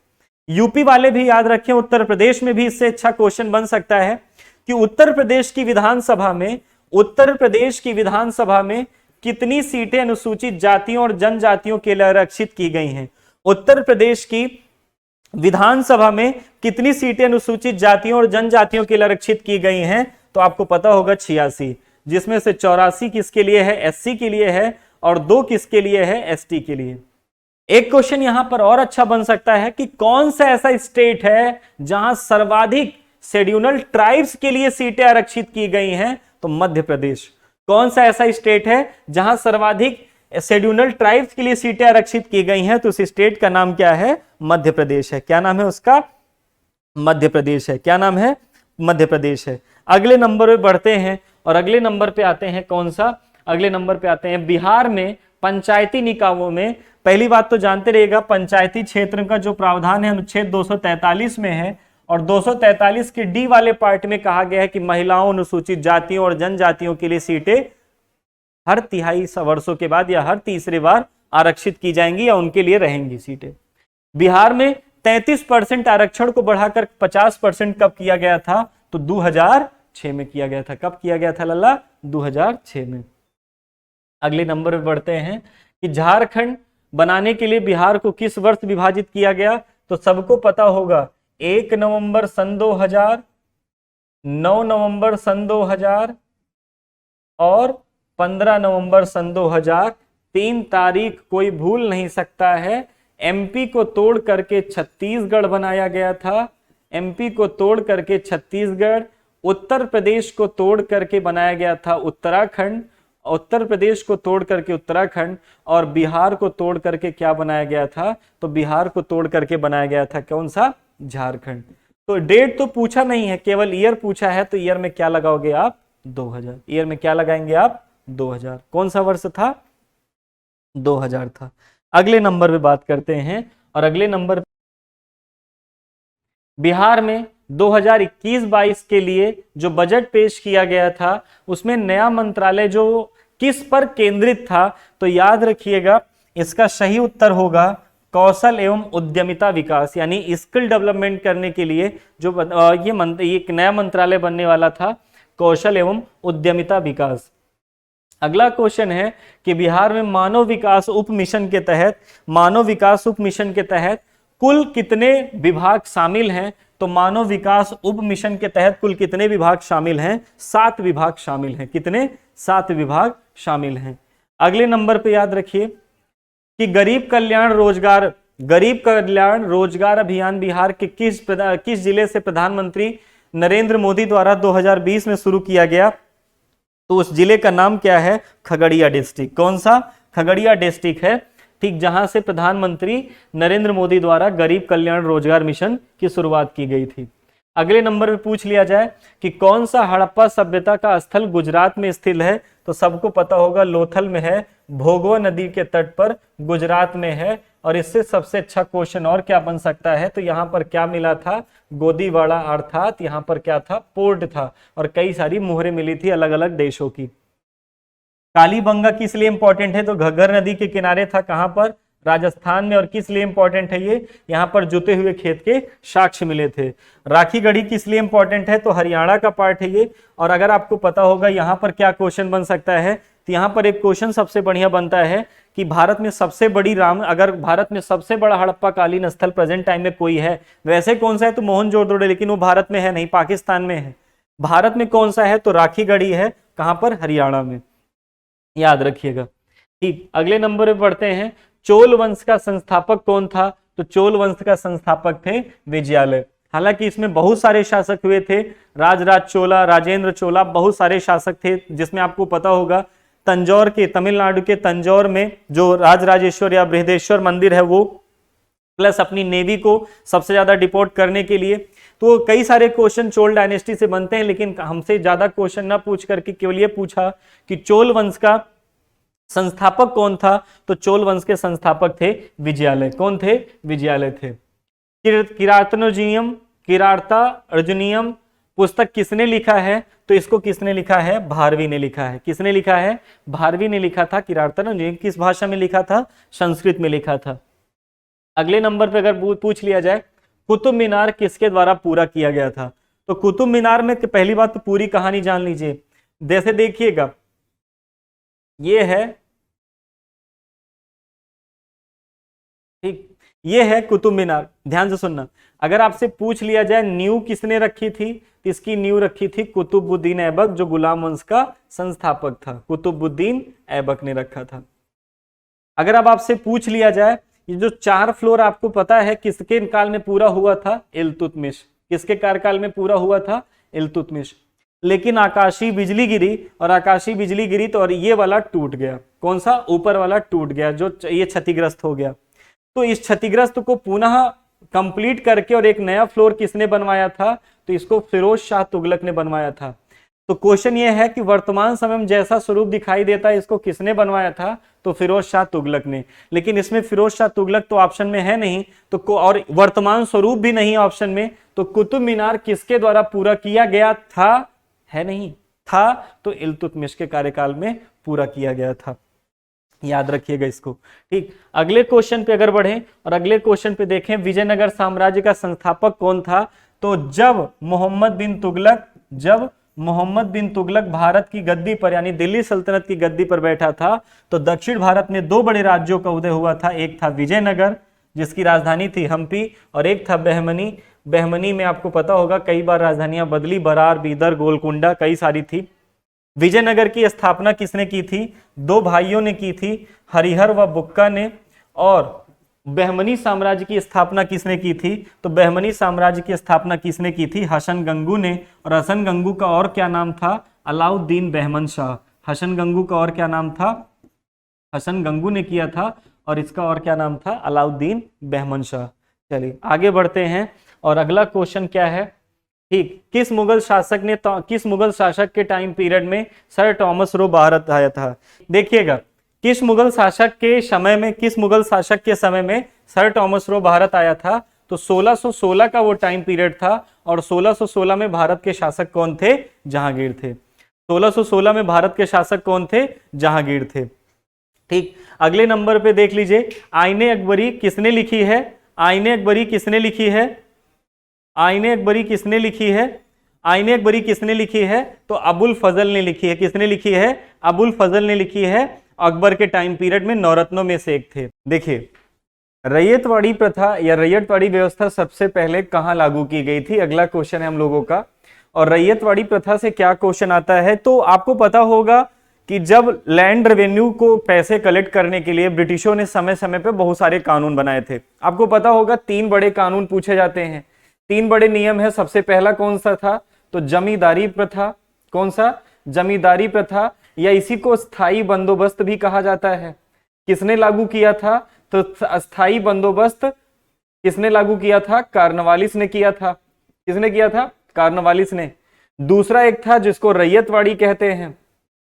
रैयतवाड़ी प्रथा कौन किसने लागू किया था, तो टॉमस मुनरो ने और कर्नल रीड। टॉमस मुनरो और उनका साथ दिए थे कर्नल रीड ने, कर्नल रीड ने।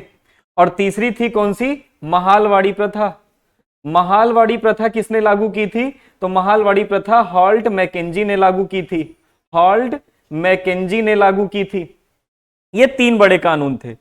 इन तीनों की सबसे बड़ी बात थी क्या कि जब अस्थाई बंदोबस्त कार्नवालिस ने शुरू किया था, कलकत्ता एरिया से शुरू किया था, यानी जो बंगाल का क्षेत्र था वहां से शुरू किया था, और इसमें पैसा, जैसे मान लेते हैं ये खेत है और इस खेत के ये 4 किसान हैं और ये चारों किसान अपने अपने अनाज का प्रोडक्शन करते हैं, तो एक व्यक्ति जो भारतीय ही था उसको जैसे ब्रिटिशों ने क्या कह दिया, बोली लगवा दी, ब्रिटिश ये हैं, और ब्रिटिशों ने बोली लगवाई कि इस चारों खेतों से मुझे सबसे ज्यादा पैसा कौन लाके दे सकता है। तो जो भी भारतीय ज्यादा बोली लगाता था कि हाँ हम ज्यादा से ज्यादा पैसा ला सकते हैं, तो अस्थाई बंदोबस्त के तहत उसे ठेका दे दिया जाता था पैसा वसूलने का। जो भी टैक्स वसूला जाता था उसमें 89% ब्रिटिश का होता था और 11% होता था उस जमींदार का या उस भारतीय का जो पैसा वसूलने का काम करता था। लेकिन बहुत सारे इसके कारण थे जिसके कारण से स्थायी बंदोबस्त ज्यादा दिनों तक चल नहीं पाया। तो टॉमस मुंडो और कर्नल रीड ने मद्रास क्षेत्र से इसको शुरू किया था 1817 के आसपास, 1817 से 19 के बीच में, और इसको शुरू किया गया। और रैयत का मतलब होता है किसान। किसानों से जो बीच में पहले जमींदार आते थे उनके थ्रू पैसा लिया जाता था, वो व्यवस्था बंद करके सीधे रैयत का अर्थात मतलब है किसान, अर्थात किसानों से पैसा लिया गया था, किसानों से सीधे वसूली की गई थी। लेकिन यह भी व्यवस्था ज्यादा दिनों तक चल नहीं पाई और फिर उत्तर भारत में एक नई व्यवस्था लॉन्च की गई थी और उस व्यवस्था का नाम था महालवाड़ी, जिसको हॉल्ट मैकेंजी ने लागू किया था। और इस व्यवस्था की सबसे बड़ी बात क्या थी कि इस व्यवस्था में सबसे बड़ी बात थी ये कि गांव के मुखिया से पूरा पैसा वसूला जाता था, गांव के मुखिया से पैसा लिया जाता था। लेकिन क्वेश्चन इसमें यह पूछा गया है कि रैयतवाड़ी व्यवस्था सबसे पहले कहां लागू की गई थी? तो रैयतवाड़ी प्रथा सबसे पहले लागू की गई थी मद्रास में। अगला क्वेश्चन है कि 1857 के विद्रोह को, 1857 का विद्रोह जो ब्रिटिशों की नीतियों के कारण एक शुरू किया गया या एक हुआ अत्यंत बड़ा विद्रोह था जिसके बहुत सारे परिणाम हुए। तो 1857 के विद्रोह को किसने प्रथम भारतीय स्वतंत्रता संग्राम का दर्जा दिया था? तो यह दिया था विनायक दामोदर सावरकर ने, अर्थात बीडी सावरकर ने। बीडी सावरकर से और अच्छे अच्छे क्वेश्चन बन सकते हैं। जैसे एक क्वेश्चन बनता है कि अभिनव भारत की स्थापना किसने की थी? तो अभिनव भारत की स्थापना बीडी सावरकर ने की थी। कब? 1904 में। लेकिन इस क्वेश्चन का सही है कि 1857 के विद्रोह को किसके द्वारा प्रथम स्वतंत्रता संग्राम का दर्जा दिया गया था? तो बीडी सावरकर को। 2017 में हमारे जो एजुकेशन मिनिस्ट्री थी वो प्रकाश जावड़ेकर के पास थी और उन्हीं के टाइम पीरियड में दरअसल 1817 में एक विद्रोह हुआ था, पाइका विद्रोह, और पाइका विद्रोह की 200वीं वर्षगांठ मनाई गई थी 2017 में। तो 2017 में उसी पाइका विद्रोह को प्रथम स्वतंत्रता संग्राम का दर्जा दे दिया गया है। तो अगर आपसे पूछ लिया जाए किसने कहा था कि प्रथम स्वतंत्रता संग्राम, तो बीडी सावरकर ने कहा था। अगला क्वेश्चन है कि भारतीय राष्ट्रीय कांग्रेस की प्रथम महिला अध्यक्ष, सबको पता होगा, भारतीय राष्ट्रीय कांग्रेस की प्रथम महिला अध्यक्ष कौन थी? Annie Besant. कब? 1917। लेकिन अगर आपसे पूछ लिया जाए कि भारतीय राष्ट्रीय कांग्रेस की प्रथम भारतीय महिला अध्यक्ष कौन थी, तो भारतीय महिला अध्यक्ष पूछ ले तो सरोजनी नायडू थी। भारतीय महिला अध्यक्ष कौन थी? सरोजनी नायडू थी। आपसे पूछ लिया जा सकता है कि अगर आपसे कभी पूछ लिया जाए अंग्रेज अध्यक्ष कौन थे, तो अंग्रेज अध्यक्ष थे जॉर्ज यूले। कौन थे? जॉर्ज यूले थे। अगर आपसे पूछ लिया जाए प्रथम मुस्लिम अध्यक्ष कौन था, तो प्रथम मुस्लिम अध्यक्ष था कौन? बदरुद्दीन तैयब जी। कौन? बदरुद्दीन तैयब जी। अगर आपसे क्वेश्चन पूछ लिया जाए कि सबसे पहले अध्यक्ष कौन थे, तो व्योमेश चंद्र बनर्जी, WC बनर्जी, जो 1875 जब इसकी स्थापना हुई थी, 1885 में जब इसकी स्थापना हुई तब इसकी अध्यक्षता किए थे बंबई में।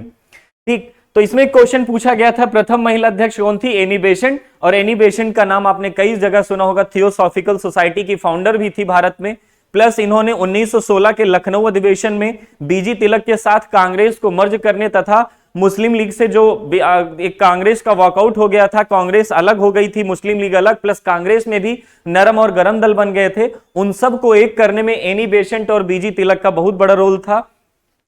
और 1916 में ही एनी बेसेंट और बीजी तिलक ने मिल करके होम रूल सोसाइटी भी स्थापित की थी। तो एनी बेसेंट का नाम कई जगह मिलता है और एनी बेसेंट की 2 पत्रिकाएं भी आपसे पेपर में पूछी जाती हैं, जैसे न्यू इंडिया और कॉमनवेल्थ किसकी पत्रिका है? तो न्यू इंडिया और कॉमनवेल्थ किसकी पत्रिका है? एनी बेसेंट की।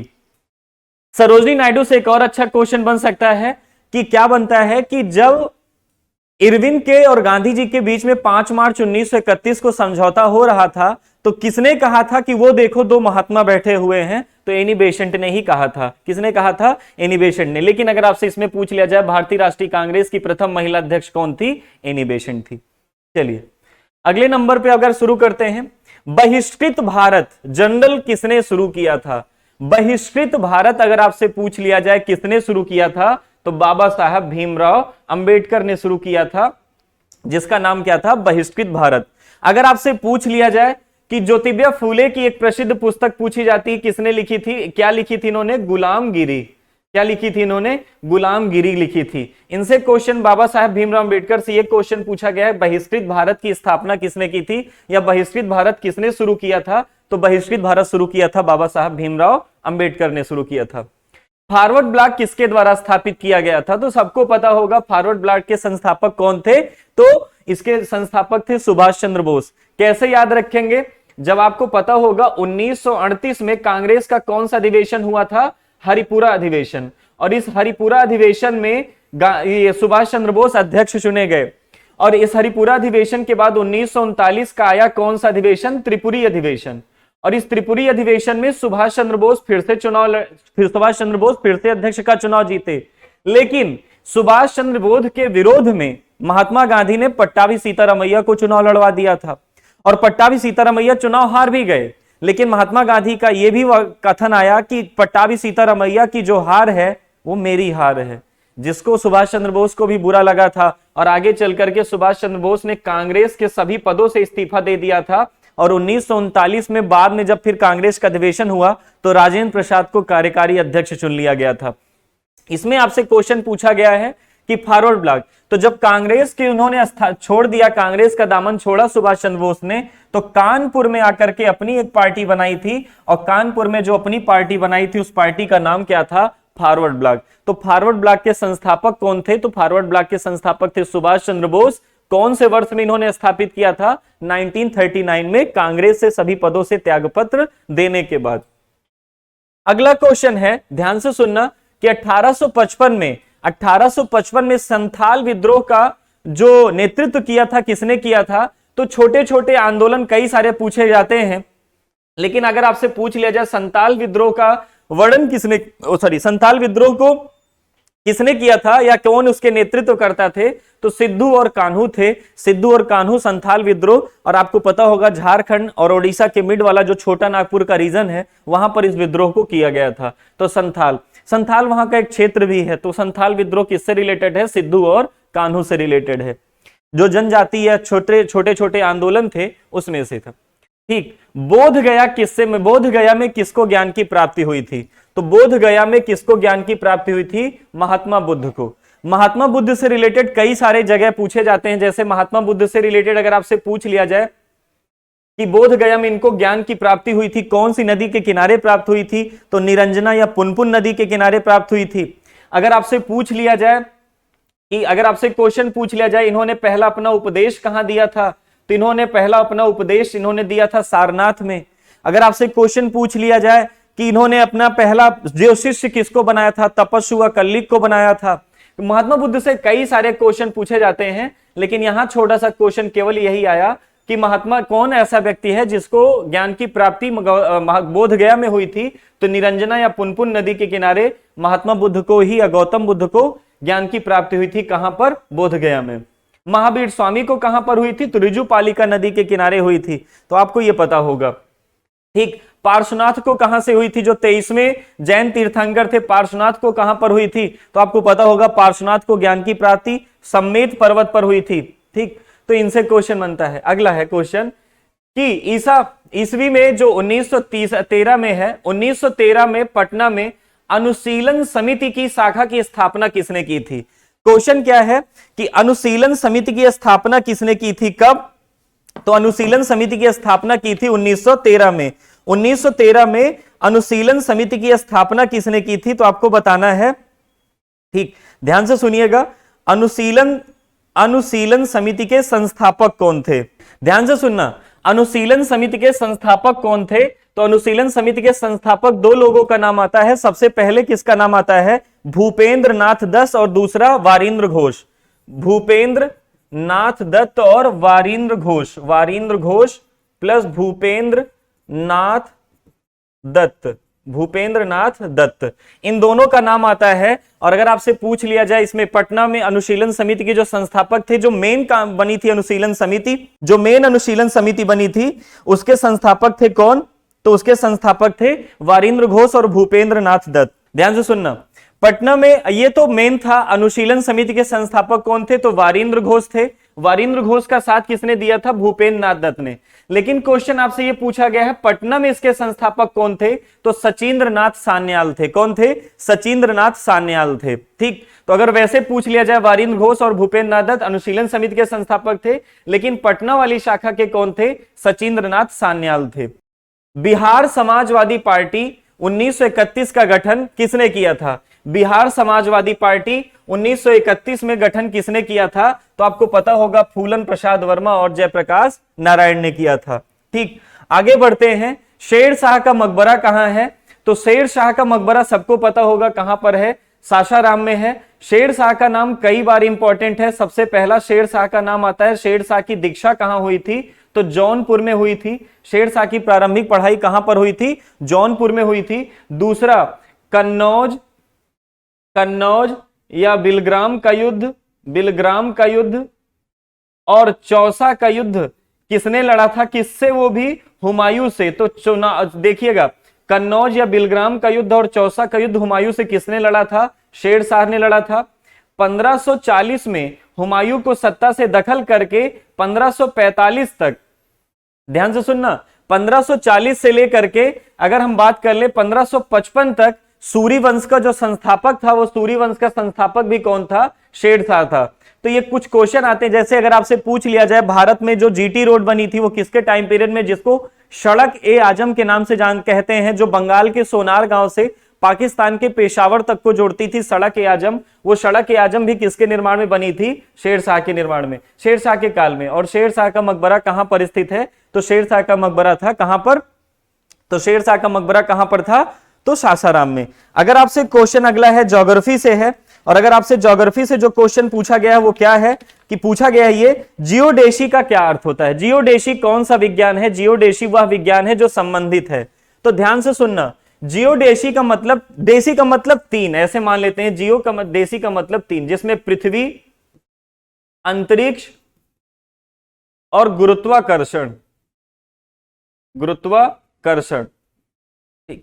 जिसमें पृथ्वी, ध्यान से सुनना, जिसमें पृथ्वी, अंतरिक्ष और गुरुत्वाकर्षण तीनों के बारे में पढ़ाई की जाती है। जिसमें पृथ्वी के अंतरिक्ष, ध्यान से सुनना, जिसमें पृथ्वी के अंतरिक्ष, दूसरा पृथ्वी के अंतरिक्ष के बाद पृथ्वी की जो आंतरिक संरचना है उसका, और तीसरा कौन सा होता है? तो तीसरा होता है गुरुत्वाकर्षण।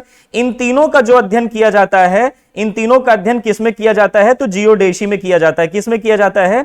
जियोडेशी में किया जाता है। ठीक, तो जियोडेशी से आपसे क्वेश्चन पूछ लिया जाए तो जियोडेशी ज्योग्राफी का एक शब्द है, और जियोडेशी से क्या क्वेश्चन पूछा गया, किससे रिलेटेड है?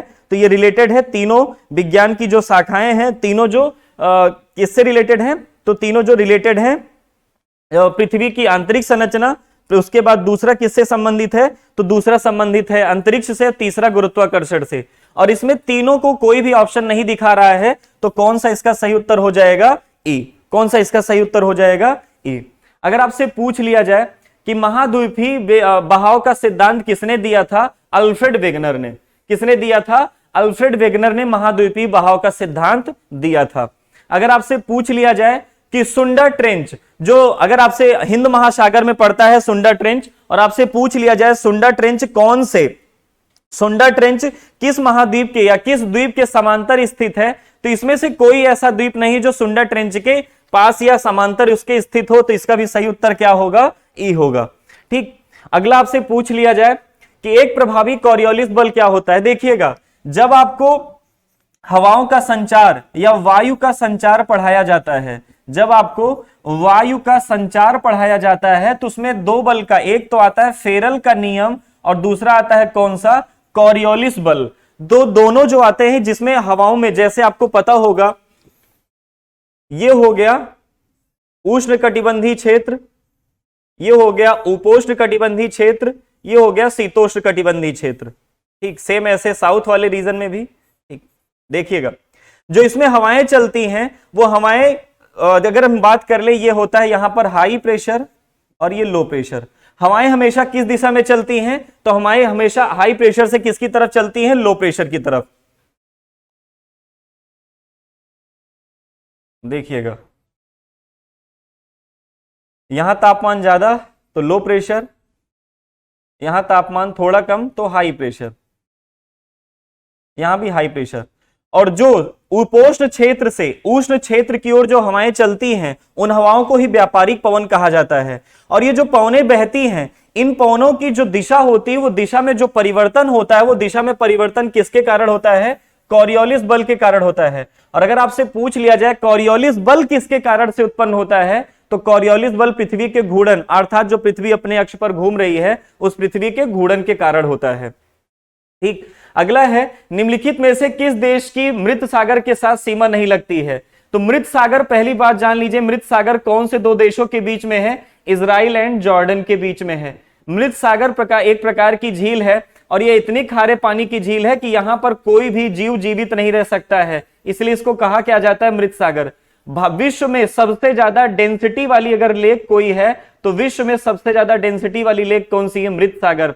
अगर आपसे क्वेश्चन एक और पूछ लिया जाए, मृत सागर में कभी कोई डूब नहीं सकता है, तो कई सारे क्वेश्चन बनते हैं। तो क्वेश्चन ये है कि निम्नलिखित में से किस देश के साथ इसकी सीमा नहीं लगती है? तो ना तो लेबनान के साथ, ना तो फिलिस्तीन के साथ, यानी उपयुक्त में से कोई नहीं। केवल इन्हीं दोनों देशों के साथ, इजराइल और जॉर्डन के साथ मृत सागर की सीमा लगती है। ठीक, अगला क्वेश्चन है इल्मेनाइट। ध्यान से सुनना।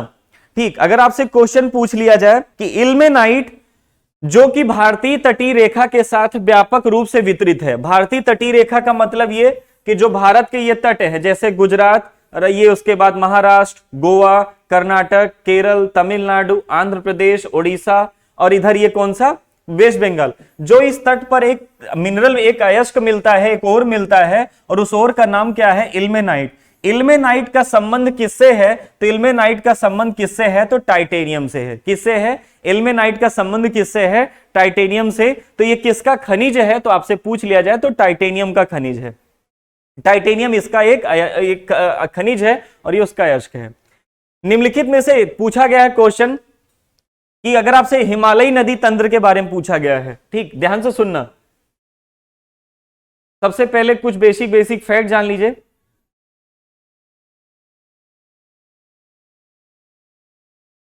देखिएगा, ये बीचों बीच है कर्क रेखा। इधर भारत की जो नदियां हैं उनको उत्तर भारत की या हिमालय की नदियां कहते हैं, और यहां की जो नदियां उनको दक्षिण भारत की नदियां या कौन सी नदियां कहते हैं? तो प्रायद्वीपीय नदियां, पेनिनसुला रीजन की रिवर कहते हैं। अगर आपसे क्वेश्चन पूछ लिया जाए, पहला क्वेश्चन है हिमालयी नदी तंत्र के बारे में। ठीक, हिमालय नदी प्रायद्वीपीय नदी की तुलना की गई इन दोनों नदियों की। अधिकांश हिमालयी नदियां बारहमासी, बारहमासी का मतलब हमेशा उसमें पानी होता है, जबकि अधिकांश प्रायद्वीपीय नदियां वर्षा पर निर्भर करती हैं। तो बिल्कुल सही है, क्योंकि अधिकांश नदियां, जब भी ग्लेशियर पिघलेगा, जो हिमालय की नदियां, जब ग्लेशियर पिघलता है तो उसमें हमेशा पानी रहता है। हिमालयी नदी तंत्र की जो ढाल है वो प्रायद्वीपीय नदी की तुलना में अधिक खड़ी है। क्या क्वेश्चन कह रहा है? कि हिमालयी नदी तंत्र की जो ढाल है वो प्रायद्वीपीय नदी की तुलना में एकदम खड़ी है। तो जाहिर सी बात है, अगर यहां से कोई नदी गिरती है, इधर बंगाल की खाड़ी में, इधर अरब सागर में गिरती अगर कोई नदी, तो उसकी ढाल एकदम बराबर ही है। लेकिन ऊपर से अगर कोई नदी आ रही है इधर से, तो एकदम खड़ा ढाल होता है उसका। ये भी सही है। प्रायद्वीपीय नदी हिमालयी नदी की तुलना में अपने रास्ते में अधिक क्षरण का कारण बनती हैं, जबकि ऐसा नहीं है। जिसका लंबा मार्ग होगा वही क्षरण का कारण बनेगी, अर्थात ये क्षरण का, प्रायद्वीपीय नदियां अधिकतर क्षरण का कारण नहीं बनती हैं। तो इसका सही उत्तर क्या होगा? पहला और दूसरा इसका सही है, बाकी इसके तीसरा वाला ऑप्शन गलत है। ठीक, अगला क्वेश्चन है निम्नलिखित में से कौन सा एक मीठे पानी की झील है? सबसे पहले चिल्का झील कहां पर है? ओडिशा में। और ये कैसी झील है? खारे पानी की झील है। और कैसी झील का है? तो लैगून झील का उदाहरण है। भारत में जो पहली रामसर साइट थी वो कौन सी थी? चिल्का ही झील थी। सांभर झील कहां है? राजस्थान में है। कैसी झील है? अत्यधिक सैलिनिटी वाली, लवणता वाली झील है। वुलर झील कहां पे है? कश्मीर में है। मीठे पानी और ताजे पानी की झील है। लोकटक झील कहां पर है? तो मणिपुर में है। और लोकटक झील मणिपुर में कैसे? पूर्वोत्तर भारत की पूर्वोत्तर भारत की मीठे पानी की सबसे बड़ी झील है। पूर्वोत्तर भारत की मीठे पानी की झील है, मीठे पानी की झील है। तो ये भी मीठे पानी की है और ये भी मीठे पानी की है, तो इसमें उपयुक्त में से एक से अधिक उत्तर होंगे, तो यानी ऑप्शन नंबर कौन सा होगा? ई होगा। तो याद रखिएगा इन झीलों के बारे में। ठीक, अगला है, निम्नलिखित में से किसका घनत्व सबसे कम है? आपको पता होगा घनत्व कैसे निकाला जाता है, तो घनत्व बराबर होता है द्रव्यमान बटे आयतन। घनत्व बराबर क्या होता है? द्रव्यमान बटे आयतन। आयतन। और अगर आपसे पूछ लिया जाए सबसे कम घनत्व वाला कौन सा है, तो इन चारों ऑप्शन में सबसे कम घनत्व वाला कौन होगा? सैटर्न होगा, अर्थात शनि होगा। शनि ऐसा ग्रह है जिसका घनत्व सबसे कम है। अगर आपसे पूछ लिया जाए सबसे कम घनत्व वाला कौन सा है ग्रह, तो उसका नाम है सैटर्न यानी शनि। पश्चिमी सिंहभूम जिला, पश्चिमी सिंहभूमि जिला जो पश्चिमी सिंहभूमि है में स्थित चिड़िया की सबसे प्रसिद्ध विशेषता क्या है? तो आपको पता होना चाहिए चिड़िया की सबसे बड़ी विशेषता क्या है। तो वहां पर लौह अयस्क की खदानें हैं, लौह अयस्क खनन किया जाता है। जैसे आपको पता होगा हेमेटाइट, आपको लोहे का अयस्क, दूसरा पता होगा मैग्नेटाइट, तीसरा कौन सा है? सिडेराइट, और चौथा कौन सा है? लिमोनाइट। ये चारों अयस्क में, ये चार अयस्क किसके हैं? तो लोहे के हैं। और पश्चिमी जो सिंहभूमि का जिला है वो किसके लिए प्रसिद्ध है? तो लौह अयस्क के लिए प्रसिद्ध है। किसके लिए प्रसिद्ध है? लौह अयस्क के लिए प्रसिद्ध है। अगला है पट्टिसीमा। पट्टिसीमा परियोजना निम्नलिखित में से किन नदियों के एकीकरण, यानी बिहार, दक्षिणी बिहार प्लस उसके जो आसपास के राज्य हैं वहां पर दो नदियों को जोड़ने का काम किया गया था। और जिसमें अगर आपसे पूछ लिया जाए कौन सी परियोजना चलाई गई थी, तो पट्टिसीमा परियोजना। और ये कौन सी नदी के एकीकरण से संबंधित है? कृष्णा और गोदावरी। लेकिन अगर आपसे पूछ लिया जाए, एक और क्वेश्चन आता है, अमृत क्रांति किससे रिलेटेड है? अमृत क्रांति किससे रिलेटेड है? तो नदी जोड़ो परियोजना से। अगर आपसे क्वेश्चन पूछ लिया जाए अमृत क्रांति किससे रिलेटेड है, तो नदी जोड़ो परियोजना से रिलेटेड है। लेकिन इस क्वेश्चन का सही उत्तर क्या होगा? कृष्णा और गोदावरी नदी। अगला सुनिएगा, एस्कर और ड्रमलिन के संबंध में आपको बताना है। ये कुछ एक वर्ड है जो किससे रिलेटेड होते हैं? ज्योग्राफी से रिलेटेड होते हैं। ठीक, अब ध्यान से सुनना। पहला क्वेश्चन कह रहा है एस्कर क्रूड बेडेड बजरी, जैसे राजस्थानी क्षेत्रों कह रहे हैं, या जैसे मरुस्थलीय क्षेत्रों में नदी के जो किनारे होते हैं वहां पर जो बालू पाया जाता है, उस बालू की बनावट के आधार पर इनके कुछ नाम होते हैं। एस्कर, क्रूड, बेडेड बजरी और रेत की लकीरें हैं। ड्रमलिन ज्यादातर बोल्डर और मिट्टी के मैदान बने होते हैं। अंडे की टोकरी स्थलाकृत एस्कर इलाकों की, ये गलत है। अंडे की टोकरी सीधा सीढ़ी नुमा संरचना होती है जो दूर तक मैदानी क्षेत्रों में फैली होती है, जबकि एस्कर ग्लेशियरों की धाराओं पर निर्मित होते हैं, ड्रमलिन ग्लेशियर की तरह उत्पन्न होते हैं। तो इसका सही उत्तर क्या होगा? बी होगा, 1, 2 और 4, यानी तीसरा वाला ऑप्शन इसका गलत है। तीसरा वाला ऑप्शन इसका गलत है। ठीक, भूमिगत कोयले का दहन, ध्यान से सुनना, भूमिगत कोयले का दहन कहां पर किया जाता है? भूमिगत कोयले का दहन कहां किया जाता है? तो झारखंड में, जहां पर कोयले का सबसे ज्यादा उत्पादन होता है वहीं पर इसका होगा। तो भूमिगत कोयले का दहन सबसे ज्यादा कहां पर होता है? झारखंड में। अगर आपसे पूछ लिया जाए कोयले के दहन से उत्पन्न होने वाली सबसे प्रमुख हानिकारक गैस कौन सी है, तो कार्बन मोनोऑक्साइड। कौन सी है? Carbon monoxide. ठीक, बिहार के किस जिले में, ध्यान से सुनिएगा, बिहार का लोकल क्वेश्चन है कि बिहार के किस जिले में सर्वाधिक मात्रा में, बिहार के किस जिले में सर्वाधिक मात्रा में अभ्रक के यानी एस्बेस्टस के मॉलिक्यूल मिलते हैं? अभ्रक का सबसे ज्यादा भंडार मिलता है, वो कौन सा जिला है? गया। वो कौन सा जिला है जहां पर अभ्रक का सबसे ज्यादा भंडार मिलता है? तो उस जिला का नाम क्या है? गया। कौन सा जिला है? गया। ठीक, अगर आपसे क्वेश्चन पूछ लिया जाएगा कि सोन और गंगा नदी का संगम कहां पर होता है, देखिएगा ये है गंगा नदी जो कहां से निकली? गंगोत्री से, और कहां खत्म हुई? बंगाल की खाड़ी में। लेकिन एक नदी है सोन जो अमरकंटक से निकलती है, अर्थात दक्षिण भारत से, अर्थात मध्य प्रदेश से निकलती है, और सोनभद्र जिला उत्तर प्रदेश का सबसे किनारे वाला जिला लेता हुआ जाकर के गंगा से मिलती है। इसका हिस्टोरिकल बैकग्राउंड बड़ा इंपॉर्टेंट है। कैसे इंपॉर्टेंट है? एक हर्यक वंश के राजा थे। हर्यक वंश की स्थापना किसने की थी? तो हर्यक वंश की स्थापना की थी बिंबिसार ने। अब बिंबिसार का लड़का कौन था? अजातशत्रु। अजातशत्रु का लड़का कौन था? उदयन। और उदयन का लड़का कौन था? नागदाशक।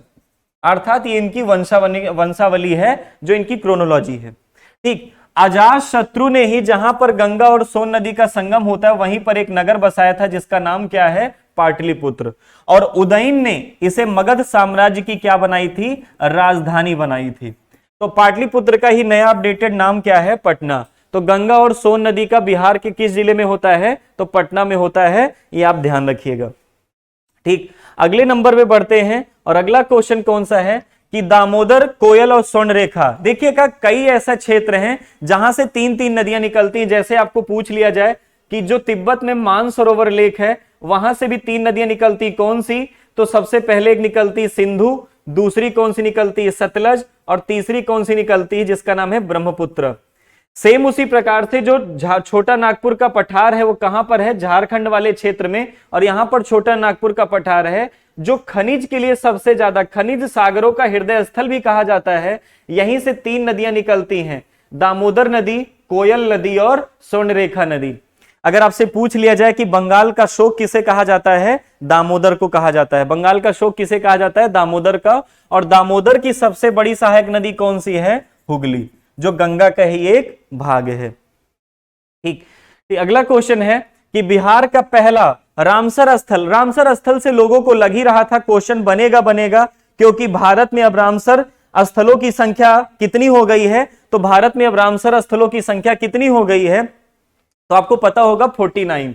रामसर स्थल किसे कहते हैं, तो आपको पता होगा ईरान के रामसर शहर में, ईरान के 2 फरवरी का दिन था, 2 फरवरी का दिन था, और ईरान 1971 में ईरान के रामसर शहर में एक सम्मेलन हुआ था जिसका मुख्य उद्देश्य क्या था, तो जो वेटलैंड एरियाज हैं, वेटलैंड एरियाज का मतलब है जो आर्द्र भूमि क्षेत्र हैं, उन आर्द्र भूमि क्षेत्रों का जहां पर सर्वाधिक मात्रा में क्या पाई जाती है, बायोडाइवर्सिटी पाई जाती है, उस बायोडाइवर्सिटी को बचाने के लिए ईरान के रामसर शहर में 2 फरवरी 1971 को एक सम्मेलन हुआ था, जिसके अंतर्गत अब इसको जब कानून 1975 से लागू कर दिया गया तो भारत में आज की डेट में प्रेजेंट टाइम में कुल कितनी रामसर साइट हैं, 49 हैं, जिसमें से सबसे ज्यादा कहां पर है, उत्तर प्रदेश में। जो सबसे लेटेस्ट है वो कौन सी है, तो बखीरा है। कौन सी है, बखीरा, जो कहां पर पड़ती है, संत कबीर नगर अर्थात जो खलीलाबाद का क्षेत्र है वहां पर बखीरा। बखीरा से पहले भी हैदरपुर को जोड़ा गया था जो बिजनौर का था उत्तर प्रदेश में।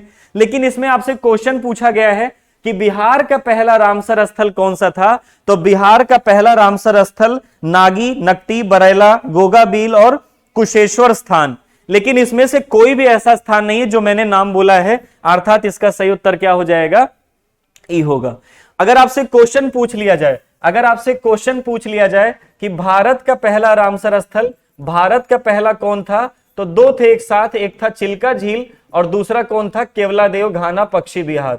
उत्तर प्रदेश में अगर आपसे पूछ लिया जाए पहला कौन था, तो नरौरा से वज्रघाट, जो कहां पर पड़ता है, बुलंदशहर में। नरौरा से वज्रघाट बुलंदशहर में पड़ता है।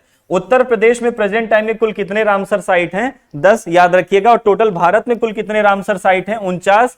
और अगर आपसे पूछ लिया जाए आर्द्र भूमि संरक्षण दिवस कब मनाया जाता है, तो आर्द्र भूमि संरक्षण दिवस मनाया जाता है 2 फरवरी को।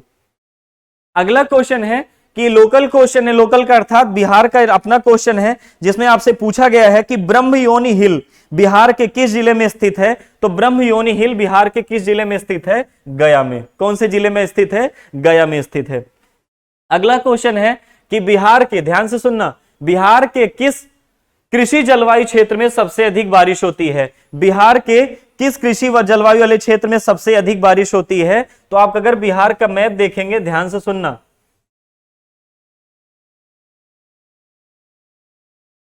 ये है, अगर हम ज्यादा बड़ा मैप बन गया, छोटा बनाते हैं, रुकिए, ठीक, उसमें सब दिखेंगे फिर।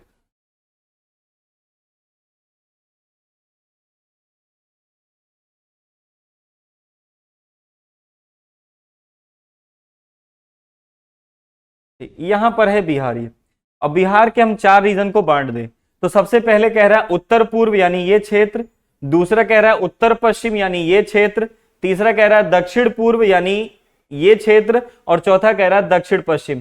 तो क्वेश्चन कह रहा है सबसे ज्यादा बारिश कहां पर होती है, कृषि जलवायु क्षेत्र में, तो इस वाले रीजन में होती है। और इस रीजन को किस नाम से जाना जाता है, उत्तर पश्चिम वाला क्षेत्र जाना जाता है। तो बिहार के सबसे ज्यादा किस क्षेत्र में बारिश होती है? उत्तर पश्चिम वाले रीजन में सबसे ज्यादा बारिश होती है। अगर आपसे क्वेश्चन पूछ लिया जाए कि क्या संविधान की 11वीं अनुसूची में शामिल नहीं है, तो पहली बात 11वीं अनुसूची जान लीजिए। जैसे 12 अनुसूचियां हैं, पहली अनुसूची क्या कहती है? भारत राज्यों का संघ होगा, जिसमें वर्तमान में 28 राज्य और 8 केंद्र शासित प्रदेश हैं। दूसरी क्या कहती है? सभी संवैधानिक पदाधिकारियों के वेतन व भत्ते। तीसरी कहती है शपथ। चौथी कहती है राज्यसभा में सीटों का बंटवारा। पांचवी कहती है अनुसूचित क्षेत्रों और जनजातीय क्षेत्रों के प्रशासन के लिए व्यवस्था। छठी कहती है असम, मेघालय, त्रिपुरा, मिजोरम के लिए विशेष प्रावधान।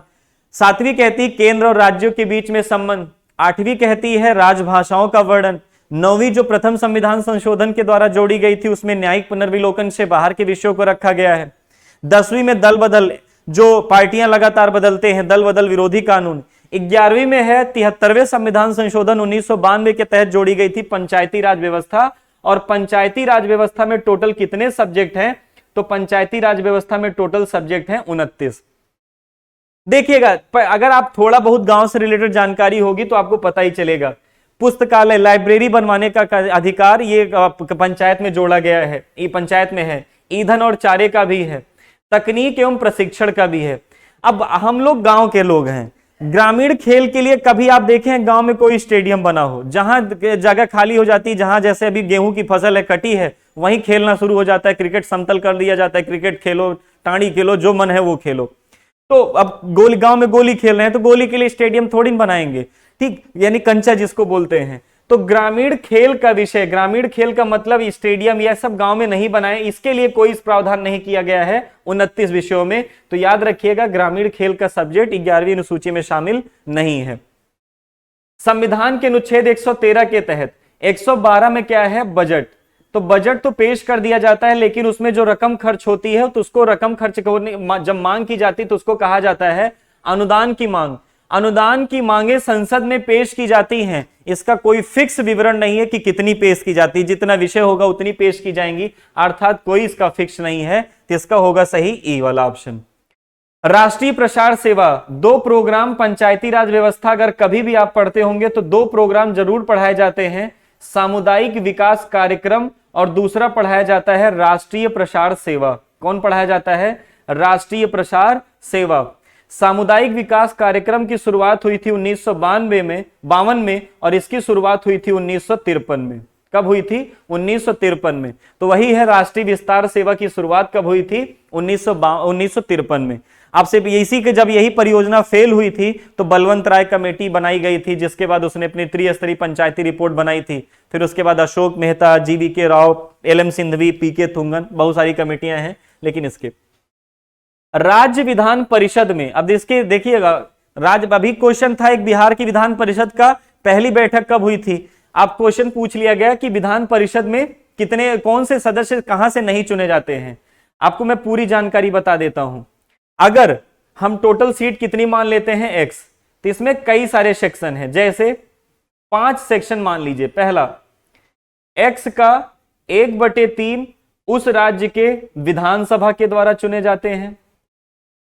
इसी X का 1/3 उस राज्य के स्थानीय निकाय के द्वारा चुने जाते हैं।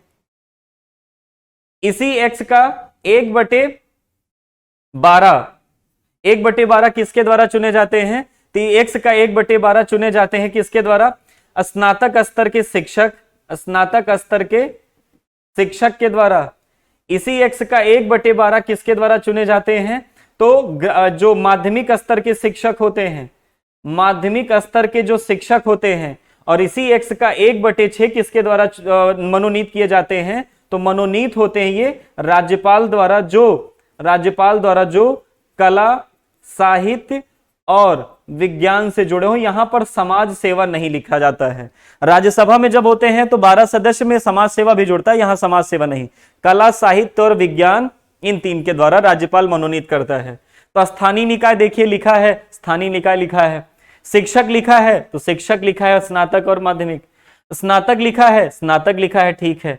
उद्योगपति नहीं लिखा है तो उद्योगपति के द्वारा चुनाव नहीं होता है। इसमें 4 लोगों के द्वारा चुनाव, 1 मनोनीत होता है। तो ऐसे याद रखिएगा, X का 1/3, टोटल संख्या का 1/3, टोटल संख्या का 1/3, टोटल संख्या का 1/12, टोटल संख्या का 1/12 और फिर टोटल संख्या का 1/6। अगला है, भारतीय प्रशासन में विभाजन प्रणाली किससे संबंधित है? तो अखिल भारतीय सेवाएं एवं केंद्रीय सेवाएं। अखिल भारतीय सेवाएं एवं केंद्रीय, ये इंडियन एडमिनिस्ट्रेशन का पार्ट है। अगर आपसे पूछ लिया जाए भारतीय प्रशासन विभाजन प्रणाली किससे संबंधित है?